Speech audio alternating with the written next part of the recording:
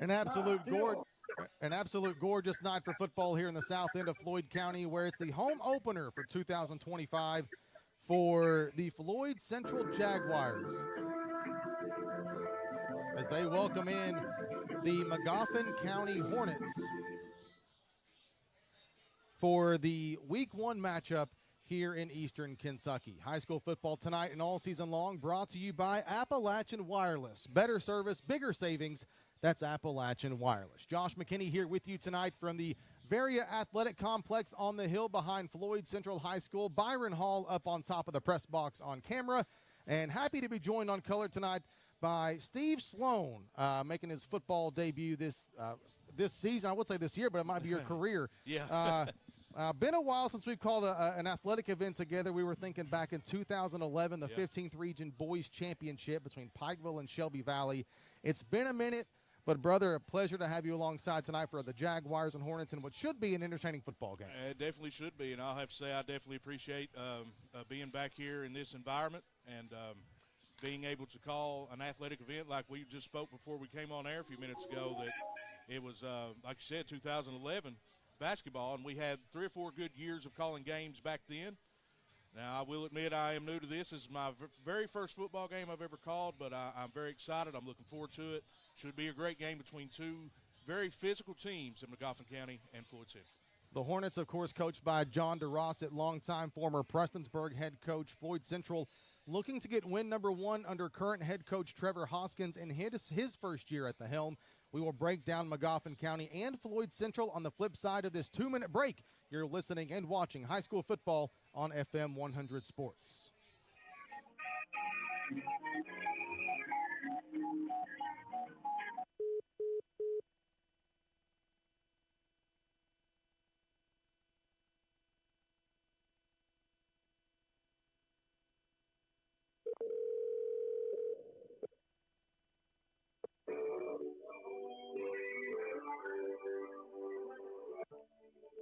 Can you hear me? Yeah, I can hear you. I hear music the entire time. Well, but when I bring you up, all I'm getting beep, beep, beep, beep. Let me try it again. Let me lock you in right now.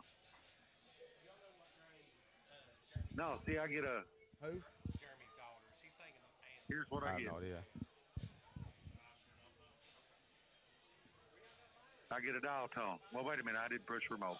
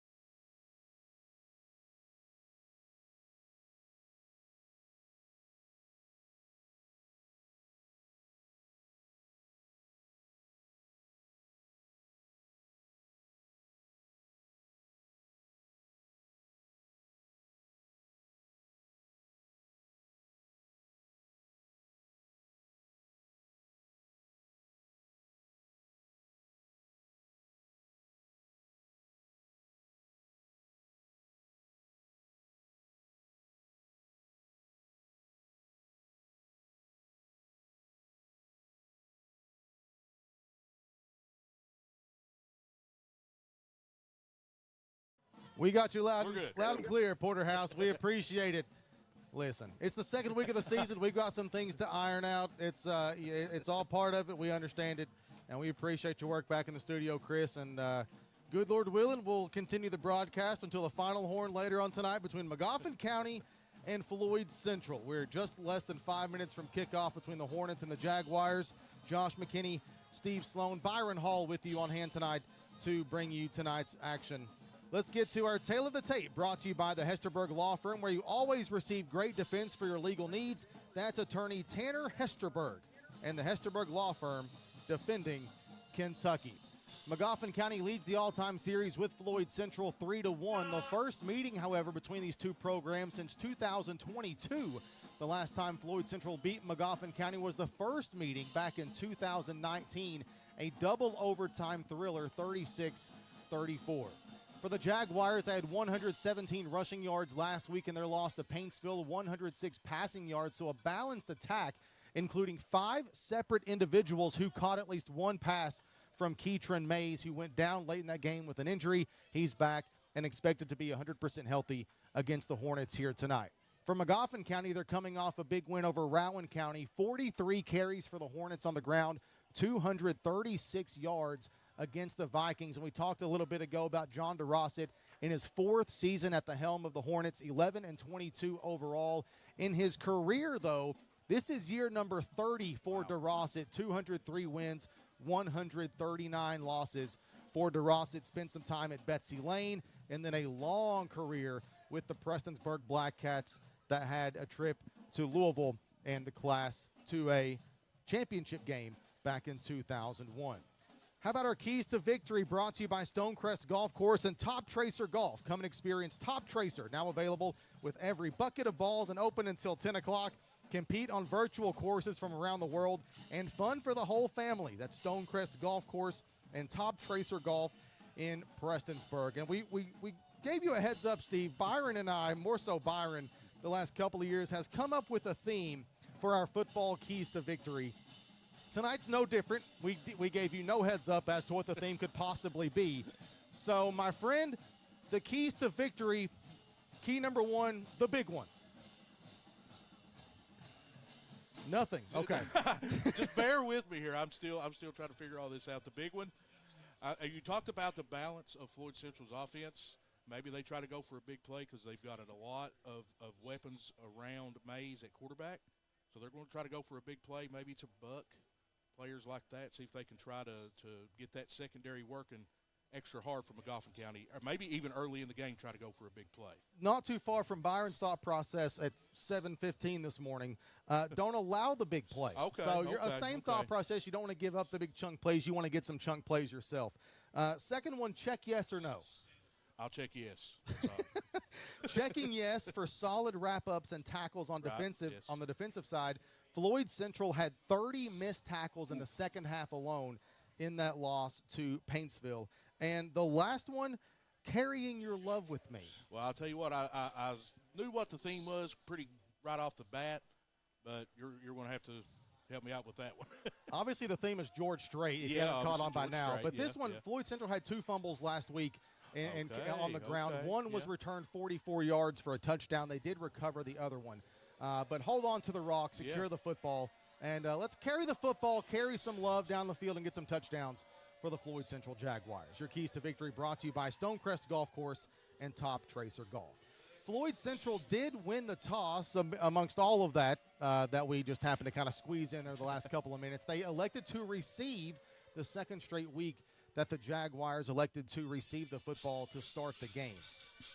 This has been your countdown to kickoff, brought to you by Howard Family Pharmacy, where pharmacists Wes Howard, Tiffany Jacobs, Stacy Conley, and John Newsom are always there to answer any questions or concerns you have about your medications. You'll always be treated like family when you visit Howard Family Pharmacy. Call 358-4800 or 949-4800 for Howard Family Pharmacy. Magoffin County in the away white uniforms, white tops, white bottoms, maroon helmet with a thick white stripe down the middle.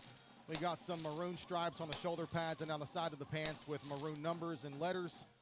Solid, clean road look for the Hornets. What give you on the uniform grade? For McGoffin County, Absolutely. Very clean, just a traditional look. I really like it. I mean, you see all kinds of different variations of uniforms at every level, and that's what these players are about, just even, if they do look good.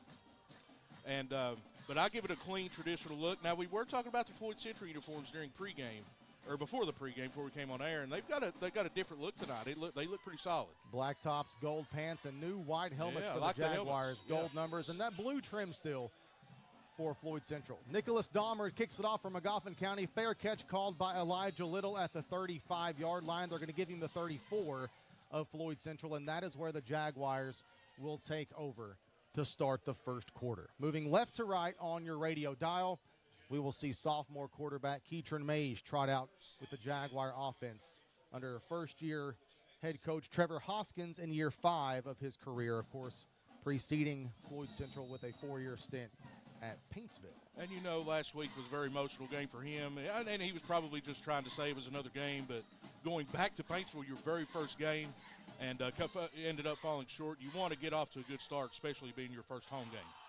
2 receivers each way for Mays, joined in the backfield on his left hip by Bailey Evans.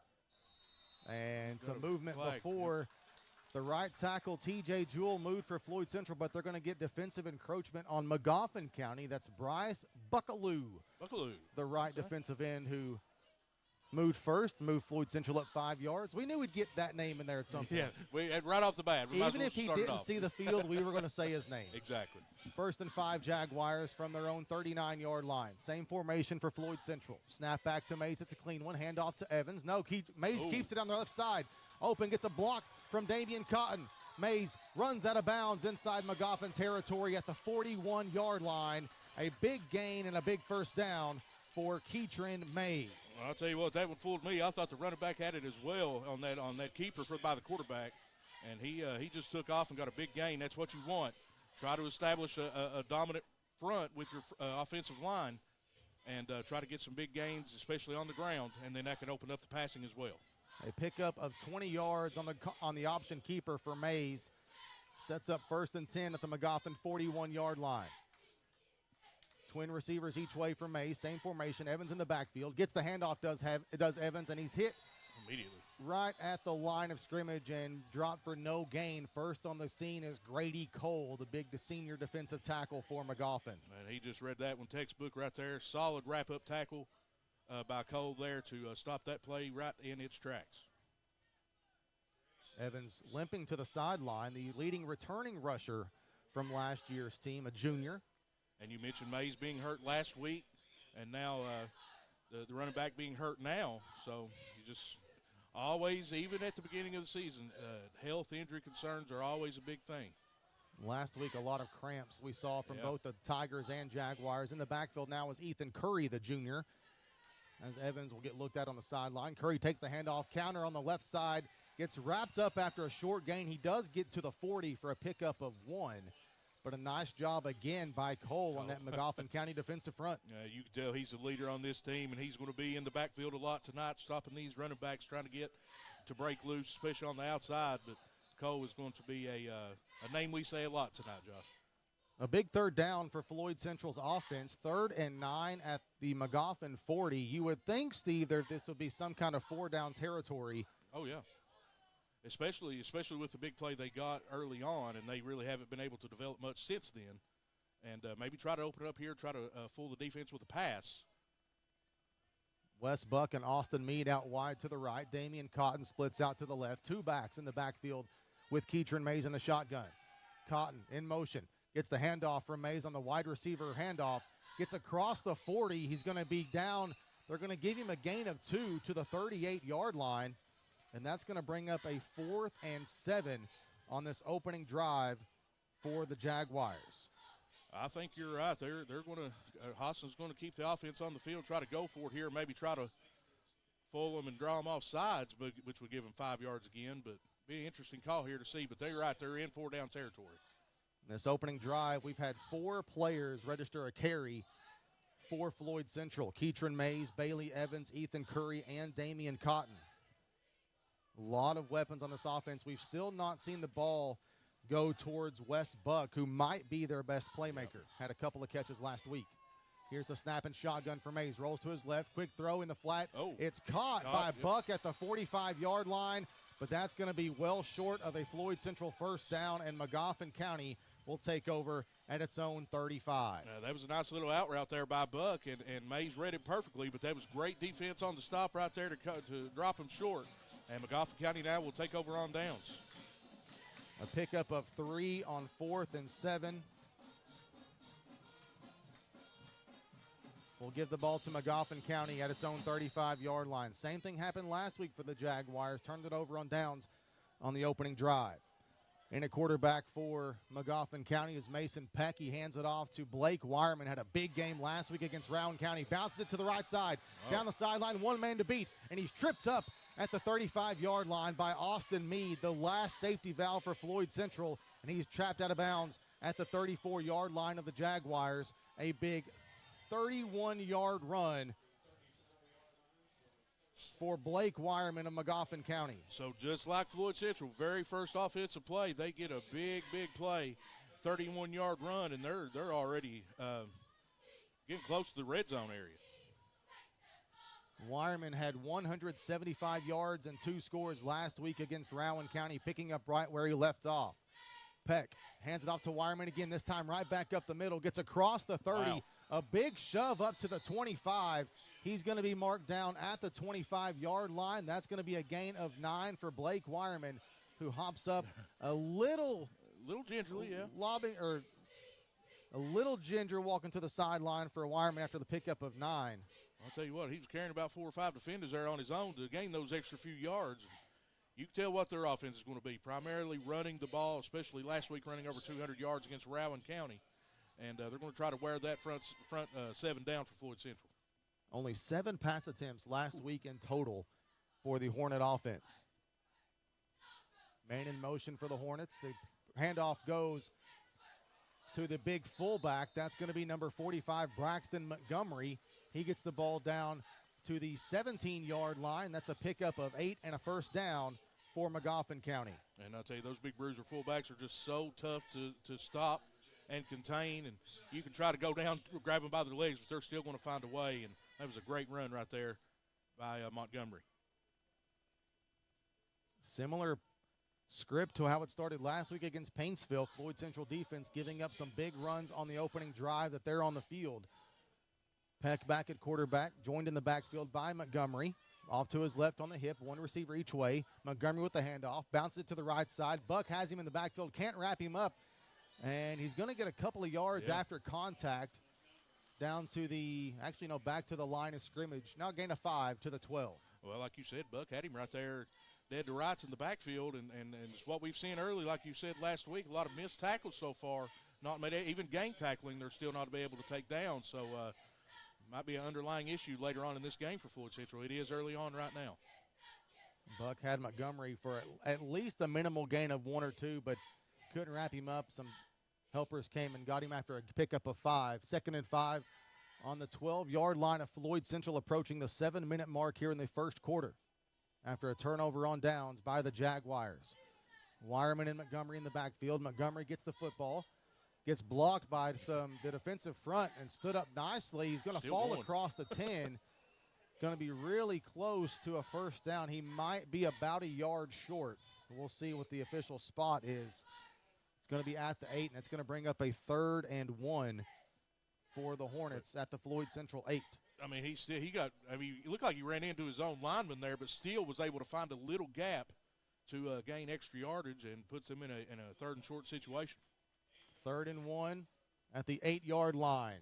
6:25 to play, first quarter.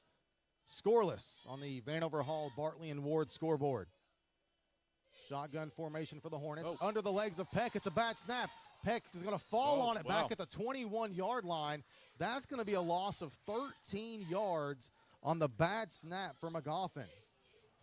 Well, that's definitely what you don't want if you're Coach DeRossa. I mean, you're in a 3rd and 1 situation, especially in the red area here, and you lose 13 yards and puts it back to 4th and 14. But it looks like they're still going to go for it. At the 21-yard line, Magoffin not one of the handful of schools in the entire eastern part of the state that employs a kicker. Right. There's not many of them. Not very many at all. It's been like that for a long time, too. Not many east of Lexington. They are lined up to go for it, 4th and 14. Peck in the backfield on the left hip is going to be Wireman. Drops back as Peck to throw it. Open pocket. Over to the right side. It's going to be well over the head of the intended receiver, Isaac Yates. And that's going to be a turnover on downs. No, there's a flag. Oh, that was a late flag. Had to have been a late flag. The man in coverage was Jamarcus Bennett, the sophomore. And I was going to say there wasn't a whole lot of contact on that play. I think Floyd Central may try to argue that the ball was uncatchable. They are going to call pass interference, and that'll be a 15-yard penalty. Automatic. No, it's going to set up a 4th and 3 from the Floyd Central 10. So another big chance here for the Jaguar defense from the 10-yard line. McGoffin County got a big break right there. Peck gets the snap. It's going to be a QB keeper up the middle. Gets across the 10, and he's going to pick up the first down across the 5 down to the Jaguar 4. I mean, going back to that penalty, though, I mean, that was a late flag that came in there. There wasn't a whole lot of contact there on that play, but that definitely gave Magoffin County a great advantage of getting the first down, and that's what they done on the keeper. And now they're getting inching closer to the end zone. 1st and goal from the Floyd Central 4-yard line after the 6-yard first down run by quarterback Mason Peck.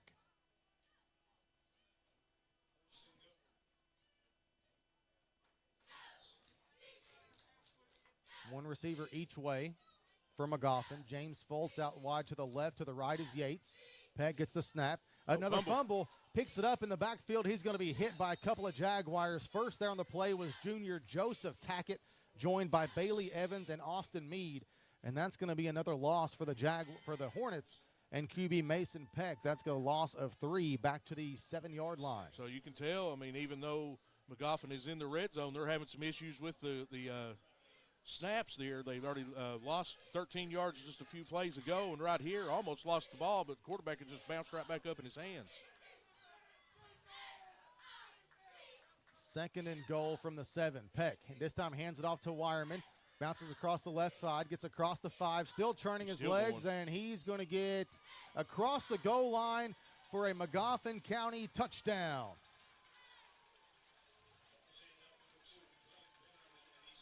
That's another McDowell Professional Pharmacy touchdown. Over 3 decades of serving Floyd County, a name you know and trust.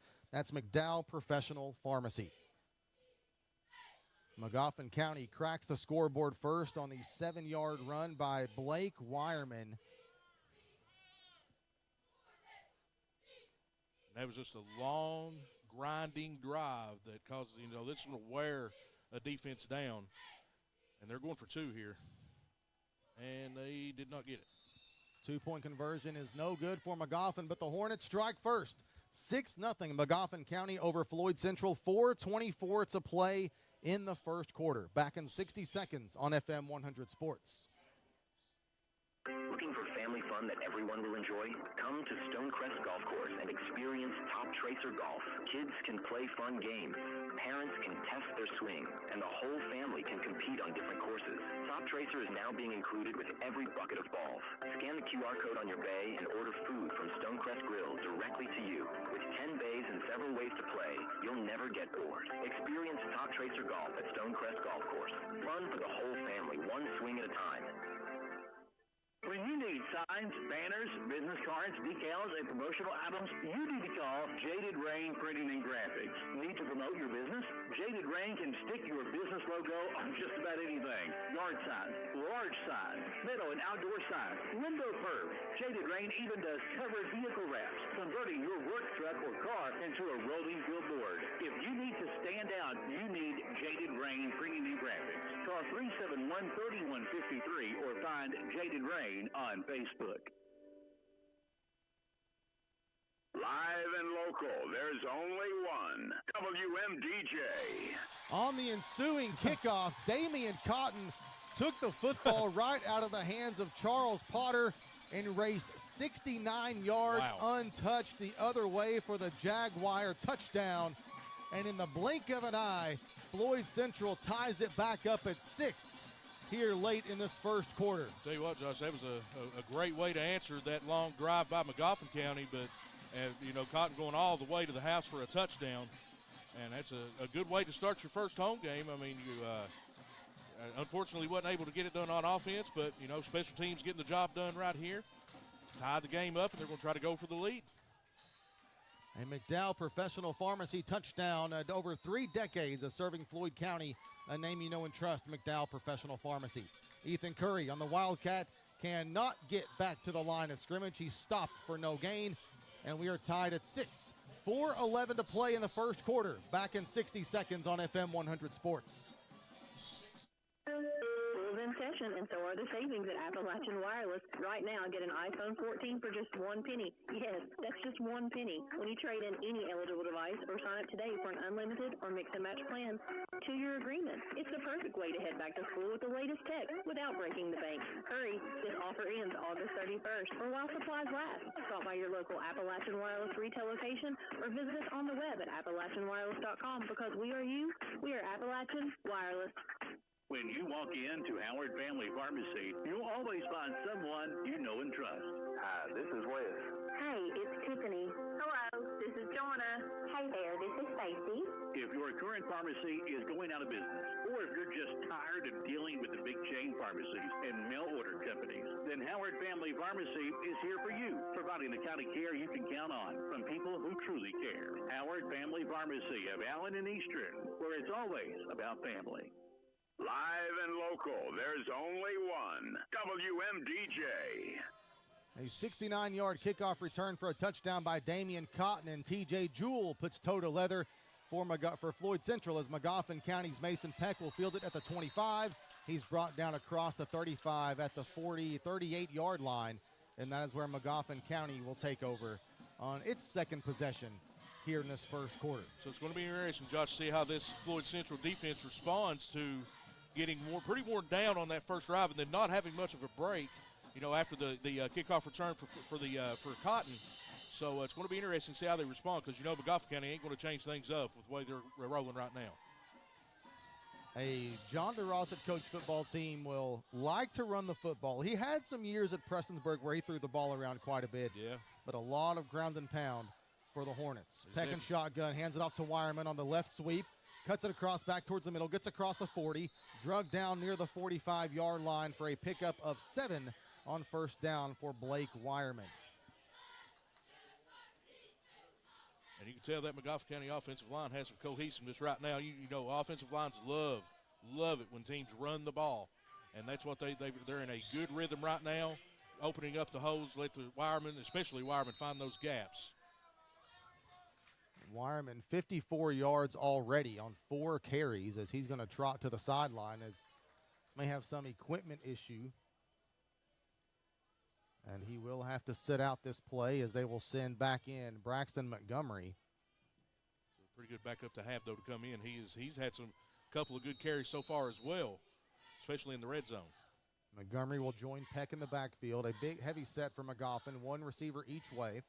Yates to the right, James Foltz to the left. Peck on the keeper, veers off to the right. He's hit at the 45, doesn't go down. Here comes Bennett, and Bennett's going to shove him out of bounds at the 45 for a gain of no yards. Excellent job that time by Jamarcus Bennett to string the play out to the left or to the right and hold Peck for a gain of 0. It looked like Peck, if he could have gotten a little bit more to the outside, he would have had a big play. But you got to give it to the defense right there for just stopping him in his tracks and getting him out of bounds. So we've got a third down play here for McGoffin. I didn't see who the first Jaguar was on the play, but Bennett, nice job to string the run out to the outside and force him out of bounds. 3rd and 3 now from the 45-yard line. 3:19 to play in the first quarter. Montgomery, big man up the middle, gets tripped up near the first down marker. I think they're going to give him the first down across the 48-yard line. And it will be a first down run for Braxton Montgomery after the pickup of about 3.5, but they're going to mark him at about 4.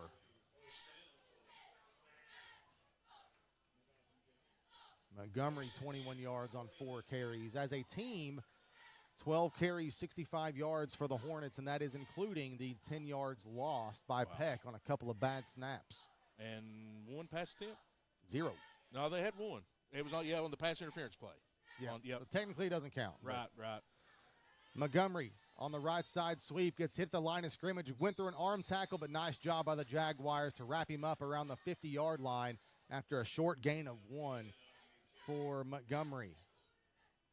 So far, Floyd Central defense, even though they did give up the first down, they're responding well and being able to get to the point of attack and make tackles and stop this great rushing attack that McGoffin has put on so far. We talked last week in that painful game. One of the biggest things that Coach Hoskins has tried to get across to his players, not just heading up to the season, but all offseason. This is a team that went 0-11 last year. Yeah. You have a lot of your guys or younger guys are back. It's, what do you do when you face adversity? It's going to be really easy to kind of crumble. That's kind of his biggest concern. On the jet sweep, it's going to be Yates or Fultz across the left side, strung out again by the Jaguar defense, shoved out of bounds by sophomore Austin Meade at the line of scrimmage after a gain of none. Excellent job by the Jaguar defense. Yes, it was. It looked like he had a pretty good lane on the corner there to get to the outside, but you've seen Buck come in pretty quickly to close that sideline, and they got a really big stop right there and another third down here for McGoffin. Let's see how they can operate. McGoffin County has broken a couple of tackles, but Floyd Central's done a tremendous job of rallying to the football and not letting that missed tackle become 6 or 7 yards. They're really attacking the football at the point of attack. 3rd and 9 from the 50 for the Hornets. Trying to get inside Jaguar territory. Peck drops back for the pass attempt. Goes to the right side. It's going to be dropped by Isaac Yates, the freshman, at the 45-yard line. It would have been close to a first down had he hauled it in, but it is an incomplete pass for Peck, and that brings up 4th and 9 right at midfield. He was wide open right over the middle there, but there was, like you said, a defender right on him. It would have been very close to a first down conversion, but a good hold here by Floyd Central. Looks like Blake Wireman will be the punter, the sophomore. And with a football in his hands, I wouldn't put it past him to just tuck it and run. Watch the fake. You never Back know. deep to receive the punt is Damian Cotton and Wesley Buck at their own 20-yard line. Wireman gets the snap. It's low. Kerr gets it, kicks it away. A nice punt. Very nice. Cotton fields it at the 16-yard line. Starts off to his left, breaks one tackle. Another tackle comes, and he's going to be dropped across the 20 at around the 22-yard line of Floyd Central. They might mark him at the 21, and that's where the Jaguars will take over. I'll tell you what, that Wireman for a sophomore, he's a very, very great athlete for McGoffin County. John DeRoss's got him a special young man over there over in Sayersville, and that was a great punt as well. So, we're minute 48 left here in the first quarter, and this is the second offensive possession, only the second for Floyd Central. So, they're well rested. So let's see if they can put a little drive together and try to get some momentum going and score a touchdown.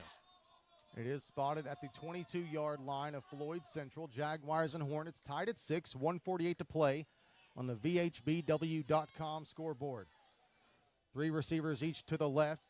Elijah Little in motion. Handoff goes to Bailey Evans. Gets it near the 25. He's going to be spotted at the 25-yard line. That's a pickup of 3 for Bailey Evans. His second carry, first that netted positive yards. And it looks like Grady Cole was right there in the mix as well again for McGoffin County. 2nd and 7 from their own 25. Keatron Mays, the sophomore, 8 of 12 last week in an efficient performance. Efficient, yes. They didn't throw the ball downfield but twice. One of those was picked off. The other was hauled in by Buck, and a beautiful throw down the sideline. Just some throws to get him some confidence. Yep. First high school start. 2 receivers to the left for the Jaguars. Damian Cotton, the lone receiver, to the right. Evans in the backfield. Mays gets the snap. Quick pass on the right side of Cotton. Can't break one tackle. He's going to be hauled down by the face mask right in front of the Floyd Central bench. He's going to be marked out of bounds at the 35-yard line. That's a pickup of 10, and you can tack on about 15 more yards. And it looked like maybe somebody had jumped off sides before that for McGoffin. I think that got missed, but the face mask was very obvious right in front of the ref.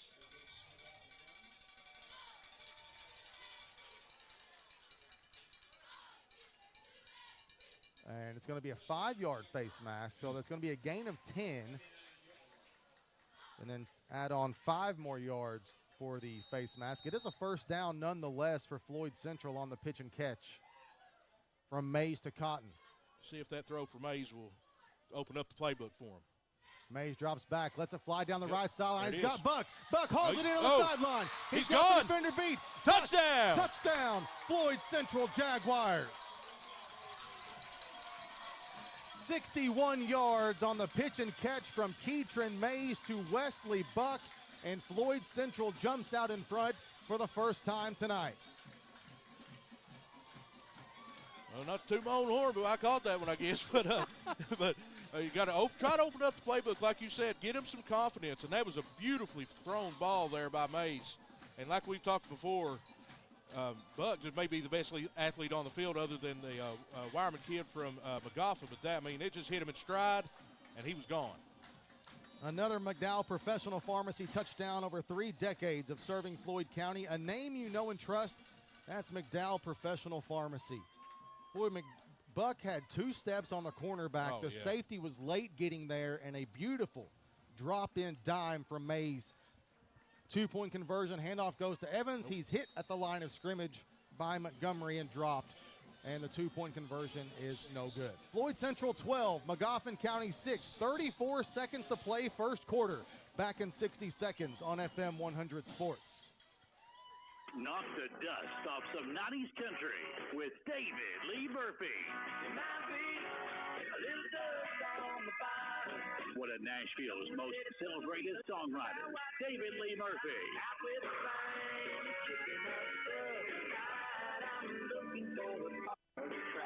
Friday, September 26th, Mountain Arts Center, Prestonsburg. Tickets on sale now at macarts.com or by calling the People's Bank Box office at 1-888-MAC-ARTS. For over 30 years, the attorneys at Mocha Nunnery Law Office have chosen to fight for injured individuals rather than companies, standing up for the rights of folks just like you. The combined experience of Tom Moak, Dee Nunnery, and Jacob Moak will fight for you, whether you've been injured in an auto accident, personal injury claim, workers' compensation, Social Security, or have a federal black lung case. Injuries are life-changing. Let Mocha Nunnery help you move forward. Call 886-1515 for Mocha Nunnery Law Office, Prestonsburg, Pikeville, Hansard. Live and local, there's only one. WMDJ. TJ Jewell, the pooch kick for Floyd Central, fielded by Foltz at the 32. Nice tackle. And Foltz will get about back to the 40. And in there on the stop is Kanan Rowe for the Jaguars, the freshman. Making a nice special teams play and marking him down officially at the 41, and that's where McGoffin will take over. We thought it'd be a good one, and so far, with about 30 seconds to play in the first quarter, it has been. Magoffin County and Floyd Central, 12-6 Jaguars on the Vanover Hall, Bartley and Ward scoreboard. The other 2 county schools will not play until tomorrow. Betsy Lane and Pineville will get together in the Clark County Hall of Fame Bowl, and Prestonsburg will take on Shelby Valley in the Pike County Bowl at Pikeville. Shelby Valley got handled pretty handily last week by Ironton, Ohio, one of the premier teams in Ohio. But that should be a very interesting game with them in Prestonsburg tomorrow. Foltz in motion. Peck drops back to pass. Looking over the middle. Fires deep. It is caught. Wow. On the catch, that's Isaac Yates. Dragged down inside the 15-yard line of Floyd Central on a big pitch and catch marked down at the 10. And that's going to be a 49-yard pitch and catch from Mason Peck to Isaac Yates. Just like his counterpart Mays for Floyd Central, that was a beautifully thrown ball right there. And back-to-back big-time throws, and now Goff County right back in the red zone.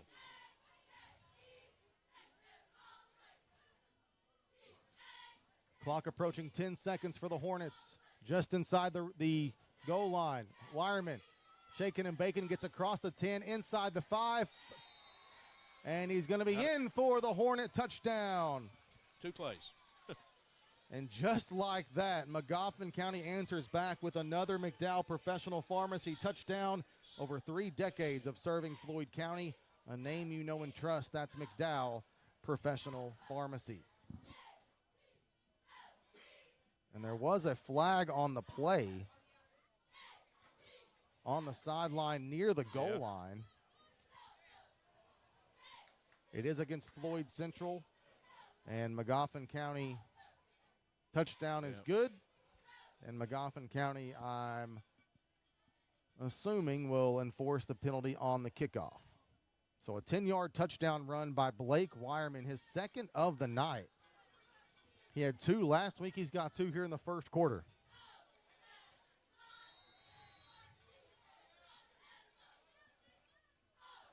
Two-point conversion attempt. Another low snap. Peck picks it up.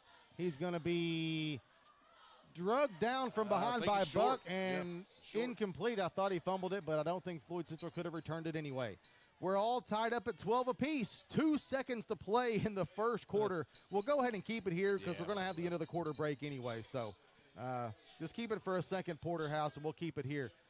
But Magoffin County, in a span of 2 plays, ties this game up at 12 apiece. Wireman, his second touchdown of the night.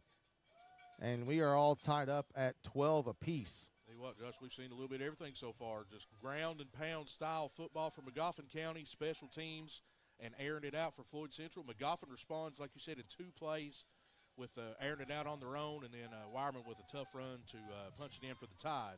Tell you what, this has been a great first quarter. We're setting up for a great one tonight. Floyd Central allowed 236 rushing yards in that loss last week to Paintsville, a clip of 9 yards a carry. Wow. Magoffin County, we mentioned it a second ago earlier, 258 yards allowed to Rowan County. And both of these plays, teams hitting some big plays. Squib kick fielded by Cotton again at the 17, or 27, excuse me. Can't break a tackle across the 35, and he's going to be marked down officially across the 30 at the 34. And that's where Floyd Central will take over as we end the first quarter tied at 12 apiece. Hornets and Jaguars clawing it out here in Eastern Kentucky. Back in 60 seconds on FM 100 Sports. Kentucky Farm Bureau has provided folks in the bluegrass with quality insurance and dependable service since 1943. As your local agent, John Greer Hunt is proud to serve the Floyd County community and to help get the right protection for your home, auto, life, or business. For a free quote, call John Greer Hunt today, 606-791-2122, or stop by the office at 1288 South Lake Drive in Prestonsburg and ask to speak to John. Kentucky Farm Bureau, big on commitment. For over 30 years, families in our community have relied on McDowell Professional Pharmacy, a name you know and trust. Pharmacists Steve and Alicia Dawson are here to guide you with care, knowledge, and a friendly smile. Whether it's answering your questions, helping you manage prescriptions, or offering advice you can count on, they're always ready to serve. And don't forget, they offer free delivery right here in the area, bringing the care you need straight to your door. McDowell Professional Pharmacy, where experience, trust, and community come together. Live and local, there's only one. WMDJ. We want to welcome our friends in Salyersville listening tonight on WRLV 106.1 FM. Tuning in to hear their Hornets take on the Floyd Central Jaguars. The handoff fumbled by Curry in the backfield. Got the handoff by Mays on the first play of the second quarter, and Curry's going to fumble it and fall on it for a loss of 2. As that is how the Jaguars' second quarter starts. Yeah, a little bit of a miscommunication there between Curry and Mays. So, luckily he fell on it and only lost 2 yards. So, see what Floyd Central does right here. 2nd and 12. Jaguars flipping the field, now moving right to left on your radio dial. Josh McKinney, Steve Sloan, Byron Hall on the hill behind Floyd Central, a very athletic complex here in Eastern, for this Magoffin County Floyd Central football game. Jaguars break the huddle. Buck and Mead wide to the right. Cotton wide to the left. Curry in the backfield again on the hip of Mays. Mays looking to the left, fires it. He has Cotton across the 35 for the short gain, and he caught the ball about 3 yards further than they're going to spot him. They're going to spot him at the 31 for a modest gain of about 4. He actually caught it at about the 34-yard line. That could have been a 7-8 yard gain right there. And Lucky even caught it because Mays, I think Cotton was still running the route, and he had kind of pump faked it. And luckily he was able to get it over there. But like you said, a 3 yard gain. Third down here for the Jags. Third, and we'll call it 8 from their own 36-yard line. They've got to get to the 44. Mays fakes the handoff, going deep. He's got Buck Got again. Got it again. Buck's got it. He's pulled down at the 25-yard line after the gain of 39 yards. A big, big pitch and catch again from Keetron Mays to Wesley Buck. Actually, call it 40. They're going to spot him down at the 24. Modest 40. But I'll tell you what, that was great protection right there by the offensive line. As Cotton, you can see he was moved up into the pocket to get that ball off, and he was, again, hit Buck right in stride. And he's starting to get that confidence build up now, throwing the ball. So let's see if they keep going to that. But, you know, of course, they want to run the ball as well. But big-time plays here for Floyd Central. And you made a good point, not to be overlooked. Mays has had great protection on both of his deep balls to Buck. I mean, it's a clean pocket. He's able to step up. Cotton on the jet sweep, looking for a hole, cuts it back across the middle, gets across the 25-yard line, and he's going to get back to the line of scrimmage. Is Damian Cotton on the jet sweep. That brings up 2nd and 10. That was just great coverage right there by Magoffin County to be able to shut that one down pretty quickly. How about a first half for Wesley Buck? 3 catches, 104 yards, and a touchdown. It's good fantasy numbers right there. I gave up fantasy a long time ago. I'm so bad.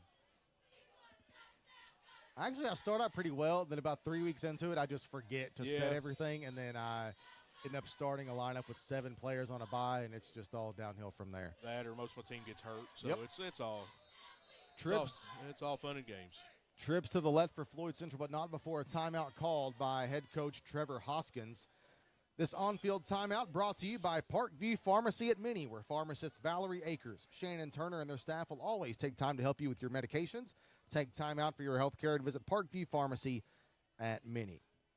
Some other games in the area going on tonight that we will try to have updates for you coming up at the half. In the Kinetic South Laurel Bowl, East Ridge taking on Somerset out in South Laurel in London. The Pike County Bowl at Belfry tonight. Pike County Central taking on Martin County. And the nightcap, a matchup that you fans should be familiar with from Pond Creek. Belfry and Louisville Central, perennial Class 3A state title contenders from about 10 years ago. Yeah, I remember me and you had actually went to one of those championship games in Louisville at Papa John Stadium. Dustin May and company fell victim to Central. I think that was the first meeting of those teams, and then it was a big long run. They went on a big run of meeting, maybe not in the state championship every year, but way deep into the state playoffs. It was a lot. You've also got Lawrence County and Garrard County, Bath County and Paintsville, Hazard, Whitley County, Knott Central, Jackson County, and some others that will have some updates for you.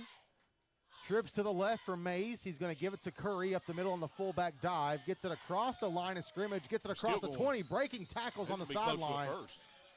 And he's going to be marked out of bounds at the 18-yard line after a pickup of 6. Oh, make it 7. Marked out at the 17-yard line. Tell you what, he earned every one of those. I thought it looked like he'd been tackled as soon as he got the ball, but he was able to break free. And you could tell he's a big dude, stocky dude, but he's very elusive with his size. And that's a big thing for him. We haven't seen Evans on the field offensively in a while. He is sitting on the sideline, kind of looking at his leg, not being worked on, but he's shaken up a little bit. Cotton wide to the right, Meade and Buck to the left. Man in motion for the Jags. Mays gives it to Curry. Curry busting it through the line. Curry getting across the goal line for a Floyd Central touchdown. 17 yards to the house. Like he might have got touched a few times, but they wasn't nobody going to bring him down once he got to the open field right there. Great touchdown run there by Curry. It gives Floyd Central the lead. You mentioned it.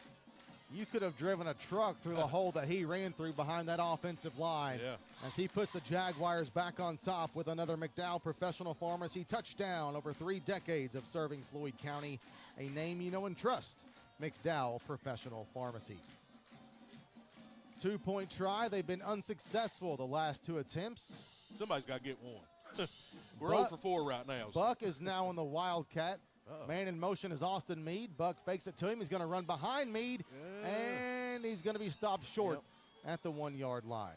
But nonetheless, another touchdown drive for Floyd Central. Jaguars back on top 18-12, back in 60 seconds on FM 100 Sports.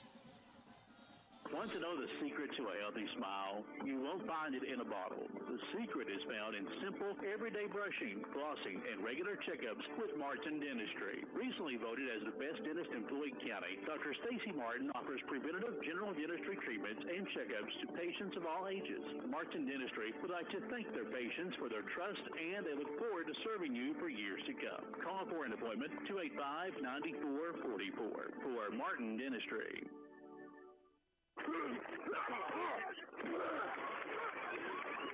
Football can be a rush. Unfortunately, playing football can also result in injuries. Hi, I'm Adam Hall at Vanover Hall, Bartley and Ward. Injuries are not only a part of the game, they're a part of life. Car wrecks, slip and fall, injured at work, nursing home neglect, medical malpractice. We're here to guide you through your case and ensure your future. Find us at vhbw.com. Vanover Hall, Bartley and Ward. Next to Tutors and Pikeville, and come to our new location in Painesville. Live and local, there's only one. WMDJ. TJ Jewell kicks it off for the Jaguars, fielded just across the 25-yard line by James Fultz. Fultz gets it across the 40, still on his feet, and dragged down across the 45-yard line to the 46 of Magoffin County, and that is where the Hornets will set up shop here in the second quarter. 18-12, Floyd Central on top of Magoffin County. 8:58 to play on the Vanover Hall, Bartley and Ward scoreboard. And what has been an entertaining first half of football, and it's been the Wesley Buck show so far. 3 catches, 104 yards, and a touchdown. Not to be outdone by Magoffin's Blake Wireman. 5 carries, 64 yards, 2 scores for the sophomore running back from Salyersville. Sophomore, and Buck is a sophomore as well. Right. So 2 great young athletes here in the region, and really putting on a show tonight. Wireman gets the handoff in the backfield. He's going to be wrapped up by Little, gets through the tackle, but right there to bring him down is Buck. And that's going to be a loss of 4 for Blake Wireman. And I'll tell you, McGoffin, that was another low snap to the quarterback as well. And they've had issues like that all night, miscommunication with the snap. And, that's something that coaching staff, Coach Ross, is probably going to want to clean up at halftime if this is going to be a tightly contested game. Turnovers can be a big difference. Luckily, we ain't had none so far. But they're going to continue and having issues with snaps, low fumbles, or anything like that. Floyd Central could recover them. Floyd Central does have the lone fumble tonight, but it was recovered by the Jaguars. 1 receiver each way, Fultz and Yates. Fultz in motion to the right. Fake it to him, handoff to Wireman. Bounces it to the left side on the outside. Gets wrapped up near the line of scrimmage, close to the 45-yard line. We're going to give him a modest gain of about 2 to the 44. And again, boy, Floyd Central, the lateral quickness and the side-to-side defense has really been phenomenal tonight. They've been gashed a handful of times up the middle, but that sideline-to-sideline defense has been really impressive so far in this first half. And especially with Wireman, he's got such a quick first step, and you've seen he just kind of swept by that first defender, but right then and there, the Floyd Central defenders were right there to stop him and set up another 3rd and long here for McGoffin. 3rd and 13 from the McGoffin 44-yard line. Just less than 7 minutes and 30 seconds to play in the second quarter. Man in motion for McGoffin. Peck drops back, throws it to the left, and it's incomplete. Intended, I think, for Yates. There was 2 guys there, yeah. Also in the vicinity was Jackson Gilliland, and neither player looking for the football, and that's going to fall incomplete. Yeah, I think there was a little confusion there on the routes, so set up a 4th down here for McGoffin. You definitely have to punt it away in this situation. 4th and 13 from their own 44. Wireman will drop back once again to punt. Had a decent punt in the first quarter. Yeah. The deep man for Floyd Central is going to be Damian Cotton, standing near his 30-yard line. Cotton has been quite the weapon in the return game so far here tonight. Yes. Wireman takes the snap, has plenty of time, puts it away, a good kick. Cotton drops back, fields it at his own 22. Picks it up, veers off to the left. Gets a nice block by Curry. Cotton down the left sideline is going to be shoved out of bounds by Bryce Buckaloo at the Magoffin County 40. setting up the Jaguars an excellent offensive position, field position in this second quarter. Well, you took the words right out of my mouth. When you have a playmaker like that, a difference maker who can return kicks like that and punts and give yourself positive field position and set you up in a good situation to try to score again, that's huge, and that's what Cotton has done tonight. Now, I'm not keeping return numbers, but Cotton has certainly been a weapon. He's got 2 catches. He also has 4 rushing attempts. All-purpose guy tonight. Yes, sir. He splits out wide to the left, does Cotton. Buck and Meade to the right. Curry in the backfield with Mays in the shotgun. Little at the tight end position. Mays takes the snap, gives it to Curry. Running to the left side, bounces it over across the tackle. Gets it near the 35-yard line. We're going to call him out of bounds after a short pickup of 3. You know, Curry had one of those Jerome Bettis stat lines last week. 6 carries, 2 yards, and a touchdown. Hey, whatever works. I mean, at least he got in the end zone, was able to get pay dirt. But he's definitely been carrying the load tonight as well, and also got in the end zone earlier. But he's been very effective here in this first half. A really good compliment to Bailey Evans, who might be that lightning and that thunder and lightning combination. Yeah. Evans, though, kind of favoring himself on the sideline, trying to walk off a cramp or some kind of shot he took to the right leg. Hope to see him back out there fairly soon. Same formation for the Jags. Mays fakes it, gets it to Cotton on the left side on the pass attempt, out of bounds just across the 35, down to the 33-yard line. It's going to be a pickup of 4 for Damian Cotton. Solid game plan here by Hoskins, because you know they've thrown the deep ball several times tonight already to Buck. So that's going to open up the stuff, just those little 5-10-yard routes. And Cotton has been automatic, like I said, all-purpose guy. So they've shown a plethora of options tonight, especially running and passing as well. 3rd and 3 from the 33-yard line of Magoffin County. Just under 7 minutes to play in the second quarter on the VHBWlaw.com scoreboard. Handoff goes to Curry, left side. Gets it across the 30 with the lowered shoulder, running over a Hornet defender. Picks up a first down on the gain of 5 for Ethan Curry, and he earned every one of them. Yes, he did. And lowered the boom right there at the end. That's what you love, big bruiser type running back. And there's not going to be no upper body tackling on him, as you've seen there. And they were going to try to wrap him up, and he just lowered the boom for that first down.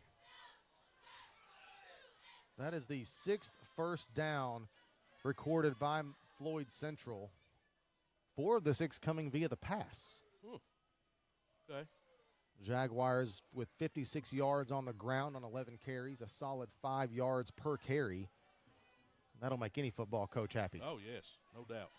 Cotton to the left, 2 receivers to the right. It's Buck and Meade. Mays looking to the left. Nice fake. Pumps fake.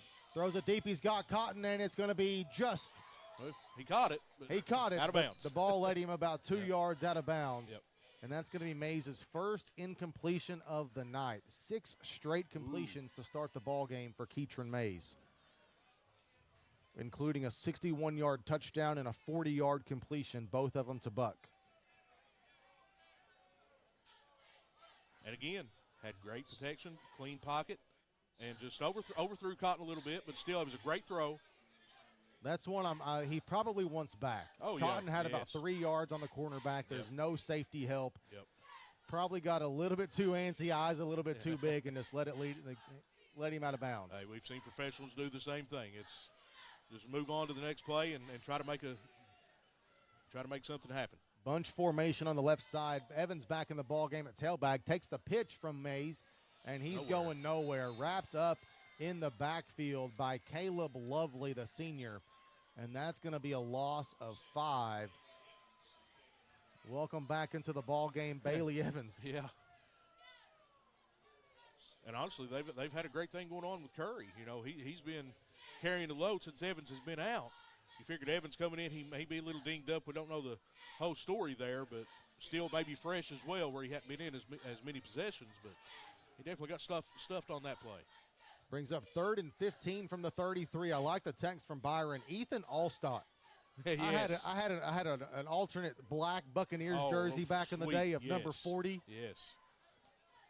5:25 to play. Mays rolling to his right. Looks back to his left across the middle. He's got caught at the 15-yard line. It's going to be a Jaguar first down to the 13 of McGoffin County. A pickup of 20 on 3rd and long. And I mean, 3rd and 15, you get 20. That was just another beautiful throw, especially on that cross right on the middle there by Cotton. And again, another clean pocket for Mays. Just had plenty of time, and he's had time all night to get rid of the ball. And it is clear Floyd Central's athletes on the outside, McGoffin County cannot stay with them. No. They've not been able to keep up with Buck. They've not been able to keep up with Cotton. I don't think there's anybody who can stop Curry. And you've got Curry in the backfield who's not going down on first contact. No. 1st and 10 from the Hornet 13. Mays turns, gives it off to Evans. Stutter step, and he's dropped down for another loss. It's going to be another loss, this time of 3 officially, back to the 16-yard line. Floyd Central still in good shape right here. Within striking distance here of another touchdown with almost 4.5 to go here in the second quarter. I mean, honestly, I know they like I said last week, they had a balanced attack. But with the way they're passing the ball right now, I would just keep going back to the well. Mays had the big 20-yard run on the first play from scrimmage. Curry had his 17-yard touchdown run. Other than those two, their longest is 7. That was also from Curry. They have 3 rushes that have gone for negative yards. Mays drops back, getting good protection, steps up, throws it. He's got Cotton again. Oh, what a move. Shakes off a defender, runs it across the goal line inside the pylon for another Floyd Central touchdown. That was a heck of a move right there by Cotton to elude that defender. And once he got by that first defender, he was gone to the house. Another Floyd Central touchdown, and Mays is just putting on a clinic right now. Mays to Damian Cotton for the McDowell Professional Pharmacy touchdown. Over 3 decades of serving Floyd County, a name you know and trust. That's McDowell Professional Pharmacy. 16 yards from Keatron Mays to Damian Cotton for the touchdown, and Floyd Central will try once again for the 2-point conversion. Somebody's got to get one here. Mays rolling to his left, looking to pass it. Flips it up. It's going to be tapped away and incomplete. Nice job that time by Jackson Gilliland. Intended receiver was Austin Mead. But Floyd Central strikes again. 24-12. Jaguars over the Hornets. Back in 60 seconds on FM 100 Sports. This is Douglas Ray Hall, your Floyd County Circuit Clerk. For over 25 years, I've been promoting and praising our local athletes. But behind every athlete, there's a team. But it's not just coaches and teammates. It's parents who wake up early for practice, grandparents who cheer the loudest every game, and family members who stand by through every victory and defeat. They give their time, their energy, and their endless support, shaping the hearts and the minds of the next generation. To the parents, grandparents, and families of our athletes, thank you. We are forever grateful. Douglas Ray Hall, your Circuit Court Clerk. Back-to-school season is here, and Parkview Pharmacy is ready to help you and your family start the year healthy and strong. I'm pharmacist Valerie Akers. From keeping their little hands clean with their top-of-the-line hand sanitizers to vitamins that boost the immune system and improve energy and focus, tips from improving mental wellness or products to keep colds away. Our friendly staff is here for you every step of the way. Stop by Parkview Pharmacy today because healthy kids make for a happy classroom. Parkview Pharmacy, a dose of care in every prescription. Live and local, there's only one. WMDJ. About a 30-yard kick on the kickoff by T.J. Jewell, and no return for Magoffin County as the Hornets will take over at their own 37-yard line, down by 2 touchdowns. It's going to be interesting to see how Magoffin responds right here, right before halftime. You know, they had a ton of momentum in that first quarter, getting the Wireman touchdown and then scoring on 2 plays. Pass for Peck, looking to the right side. Nice wide throw. open Very is wide open. Jackson Gilliland, and he's going to be wrapped up around the 50. Nice pickup. Somebody lost coverage on that play defensively for Floyd Central. That's going to be a pickup of 13 yards for the Hornets. A good start there for Magoffin on this drive as they want to try to score before halftime, try to cut into this deficit right now. It's got to 12 points. It is worth noting that Magoffin County will get the football to start the second half as Floyd Central, for a second straight week, elected to receive the opening kickoff. Well, if they can go into halftime with a big lead like this, that would be benefit them well. One receiver each way. Handoff is going to go to Wireman. Bounces it to the left side, gets across the 45, and drugged down from behind by Wesley Buck at the 43-yard line. Actually marking him down at the 42, a pickup of 8 for Blake Wireman. Just the patience that Wireman had on that handoff there. He was just waiting for something to open, and he just boosted it to the outside there and picked up a nice 8. 2nd and 2. Clock approaching 2:30 in the second quarter from the Floyd Central 42 on the Vanover Hall, Bartley and Ward scoreboard. Shotgun formation for Mason Peck. Takes the handoff, keeps it on the QB keeper, and runs right into a defensive lineman for Floyd Central, and he's going to be dropped for a loss of a yard. And we're going to have an official timeout. Timeout called by Magoffin County and head coach John DeRosset. This on-field timeout brought to you by Parkview Pharmacy at Minnie, where pharmacists Valerie Akers, Shannon Turner, and their staff will always take time to help you with your medications. Take time out for your health care and visit Parkview Pharmacy at Minnie. So 1-yard loss on the quarterback keeper for Mason Peck. Clock stands at 2:17. It brings up 3rd and 3 from the Floyd Central 43-yard line. The Jaguars have 2 timeouts. The Hornets have 2 timeouts. And it could be a big sequence here for both of these teams, Steve. Really, Magoffin County, they've got a chance here to double up and go 2 for 1 if they score here, get the ball back to start the third quarter. If your Floyd Central can somehow get a stop in the ball back, you're near midfield. You've got 2 timeouts. They've been throwing the ball well, so it's a big sequence here for both of these teams coming out of this timeout. Yeah, especially Floyd Central, if they can get the stop here. And like you said, they could run like a 2-minute type offense if they are able to get the ball back. And for Magoffin, if you don't get it here, if you don't get the first down right here, you're past 50. You're definitely 2-down territory right here. Maybe go for it on 4th. Barring some kind of mishap that brings up a 4th and long, I'm assuming a 4-down territory for the Hornets.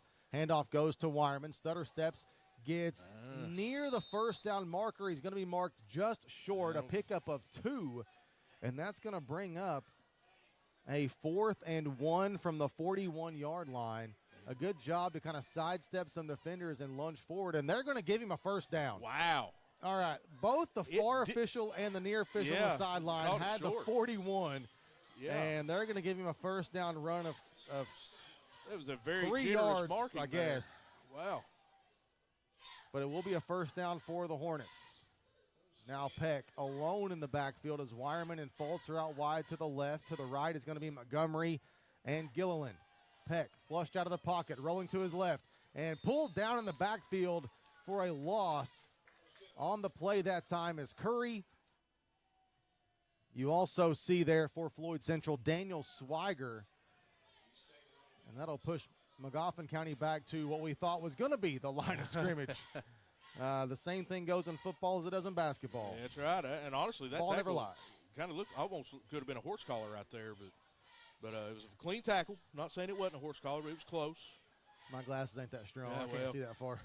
It's a little blurry. I've got the stigmatism of the lights right now, but I can still. And we got some sort of timeout maybe. Officials are going to blow the whistle, and we're going to have a timeout called by Floyd Central with 1:51 to play here in the second quarter. Coach Trevor Hoskins wanting to talk to his defense. This on-field timeout, of course, as always, brought to you by Parkview Pharmacy at Minnie, where pharmacist Valerie Akers, Shannon Turner, and their staff will always take time out to help you with your medications. Take time out for your health care and visit Parkview Pharmacy at Minnie. Coming up at the conclusion of this second quarter, your halftime report brought to you by Floyd County Circuit Court Clerk Douglas Ray Hall.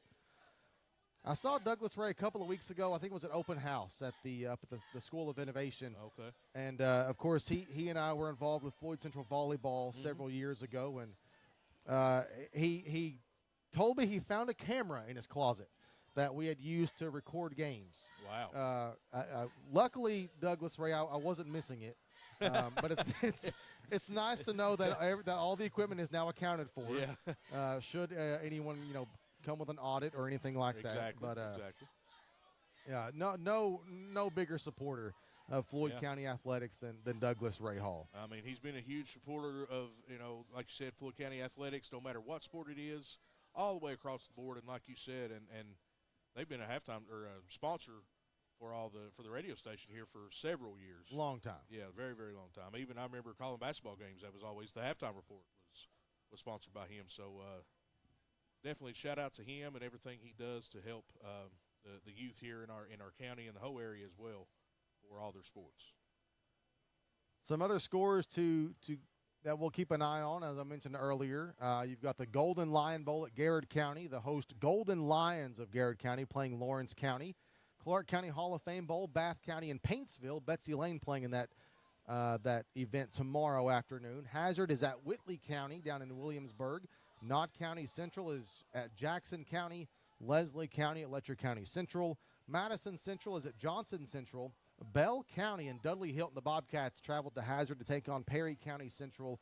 And Powell County is in Jackson tonight, taking on the Breathitt County Bobcats. Of course, tomorrow a couple of games, not to cut you off. The Pike County Bowl at Pikeville, Prestonsburg, and Shelby Valley. And the nightcap, the Pikeville Panthers looking to rebound from a lopsided loss at Christian Academy of Louisville will host Cabell Midland out of West Virginia. And then the Clark County Hall of Fame Bowl in Winchester at George Rogers Clark. Betsy Lane will play Pineville. And I was just informed that the whistle is because there was something needed to be cleaned up. We had some vomit on the field. Oh, okay. Yeah, this time of year, it's not overly humid tonight, but you always kind of get cramps and things like that just early in the season. So that's going to happen. Trevor Hoskins playing coach/custodian as he'll clean up the field. 1:51 to play here in the second quarter. 24-12. Floyd Central on top of Magoffin County on the VHBW.com scoreboard.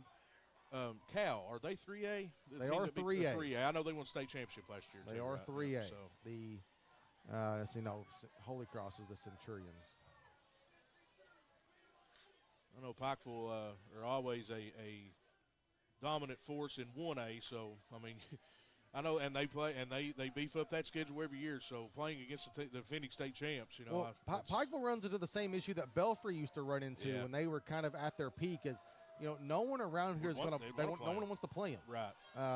For whatever reason, for better or worse, and we can argue till we're blue in the face whether that's good or bad, whatever. But no one will play Pikeville around here, and so give Coach McNamee and that staff some credit. They've done it for a long time. They will play anybody. And, it don't matter. Johnson Central had that issue when they were rolling under Coach Jim Matney. You've got to travel to play because no one in your own backyard will play you. That's one of those things when you get too good. But another tough test tomorrow for Pikeville. Of course, they're hosting the Pike County Bowl, welcoming in Cabell Midland out of West Virginia, looking to get their first win of the season. We are back and ready to play. We're getting the ball spotted at the 41-yard line of Floyd Central. 2nd and 11 after the loss by the Hornets. Mason Peck we'll start that clock, and we'll get the second down play from Magoffin County. 2 backs in the backfield with Peck. He's going to fake it to one, give it to the second man through. That's Wireman. Bounces it to the outside off tackle. Gets across the 35, across the 30, across the 25. Spins through a tackle near the 20, out of bounds at the 22-yard line. A pickup of 19 yards by Wireman, and another patient run. You mentioned it. He let the blocks develop, bounced it to the left side off of the tackle. 19 yards later, a first down run near the red zone. Kind of put me in mind of, I can't believe I'm saying this, but Le'Veon Bell when he played for the Steelers. And I hate the Steelers. But, he was always just, whenever he gets the ball, he would literally sometimes just stand there to wait for it to develop, which is such great patience. And that's what Wireman done on that one, got a big gain. Shotgun snap again goes to Wireman on the handoff. Shifty. Bounces again to the left side, across the 10, near the 5, and he's going to go stretch the ball out, and marked out of bounds at the 2-yard line. Another pickup of 19 yards for Wireman inside the 5 down to the 2, setting up 1st and goal for the Hornets. You know, it's pretty simple. Your playmakers are always going to make big plays, and that's what he's done. Got 38 yards on the last 2 carries combined, and now they're in a spot to score out here close to the end of the second quarter.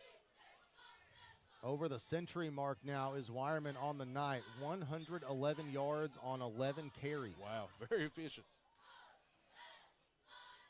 And they'll try to punch it in here. Still some time on the clock and 2 timeouts for the Jaguars. We'll see what happens here. Peck hands it off to Wireman. Let him finish the job. Across the goal line, in for the touchdown. His 3rd of the night for Blake Wireman. And Magoffin County gets back into the end zone and gets closer on the scoreboard to Floyd Central. Now 24-18 after the 3rd Blake Wireman touchdown of the night. I mean, it's been pretty obvious as the game plan for Coach DeRosa. We've talked about it several times. Want to run the ball. They've thrown the ball not very many times, but they've been very efficient. But, you know, they've run the ball and been very, very strong with especially Wireman, and the fullback's done great as well, but Wireman has just been carrying this team all first half. Another McDowell Professional Pharmacy touchdown. Over 3 decades of serving Floyd County, a name you know and trust, McDowell Professional Pharmacy.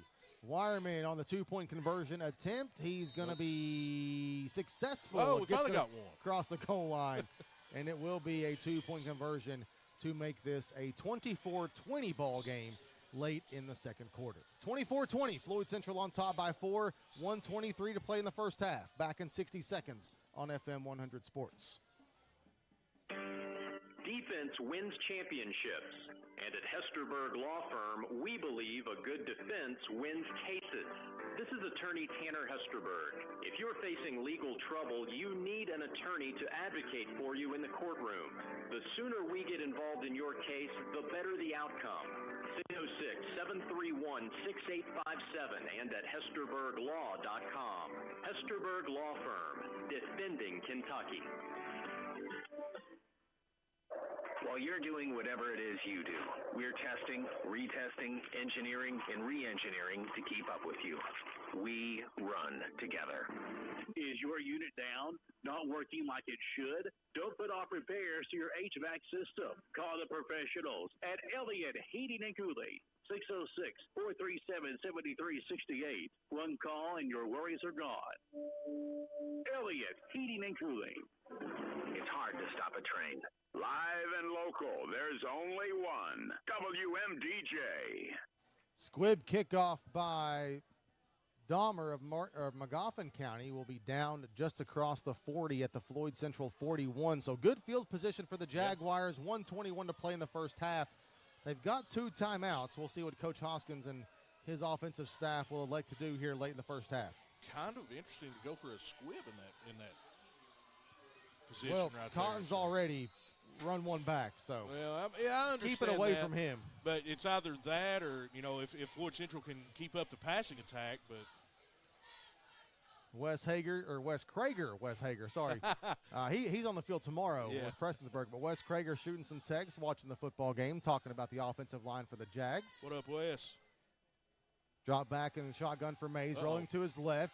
Tries to break a tackle, can't do it, brought down for a big loss by Caleb Lovely.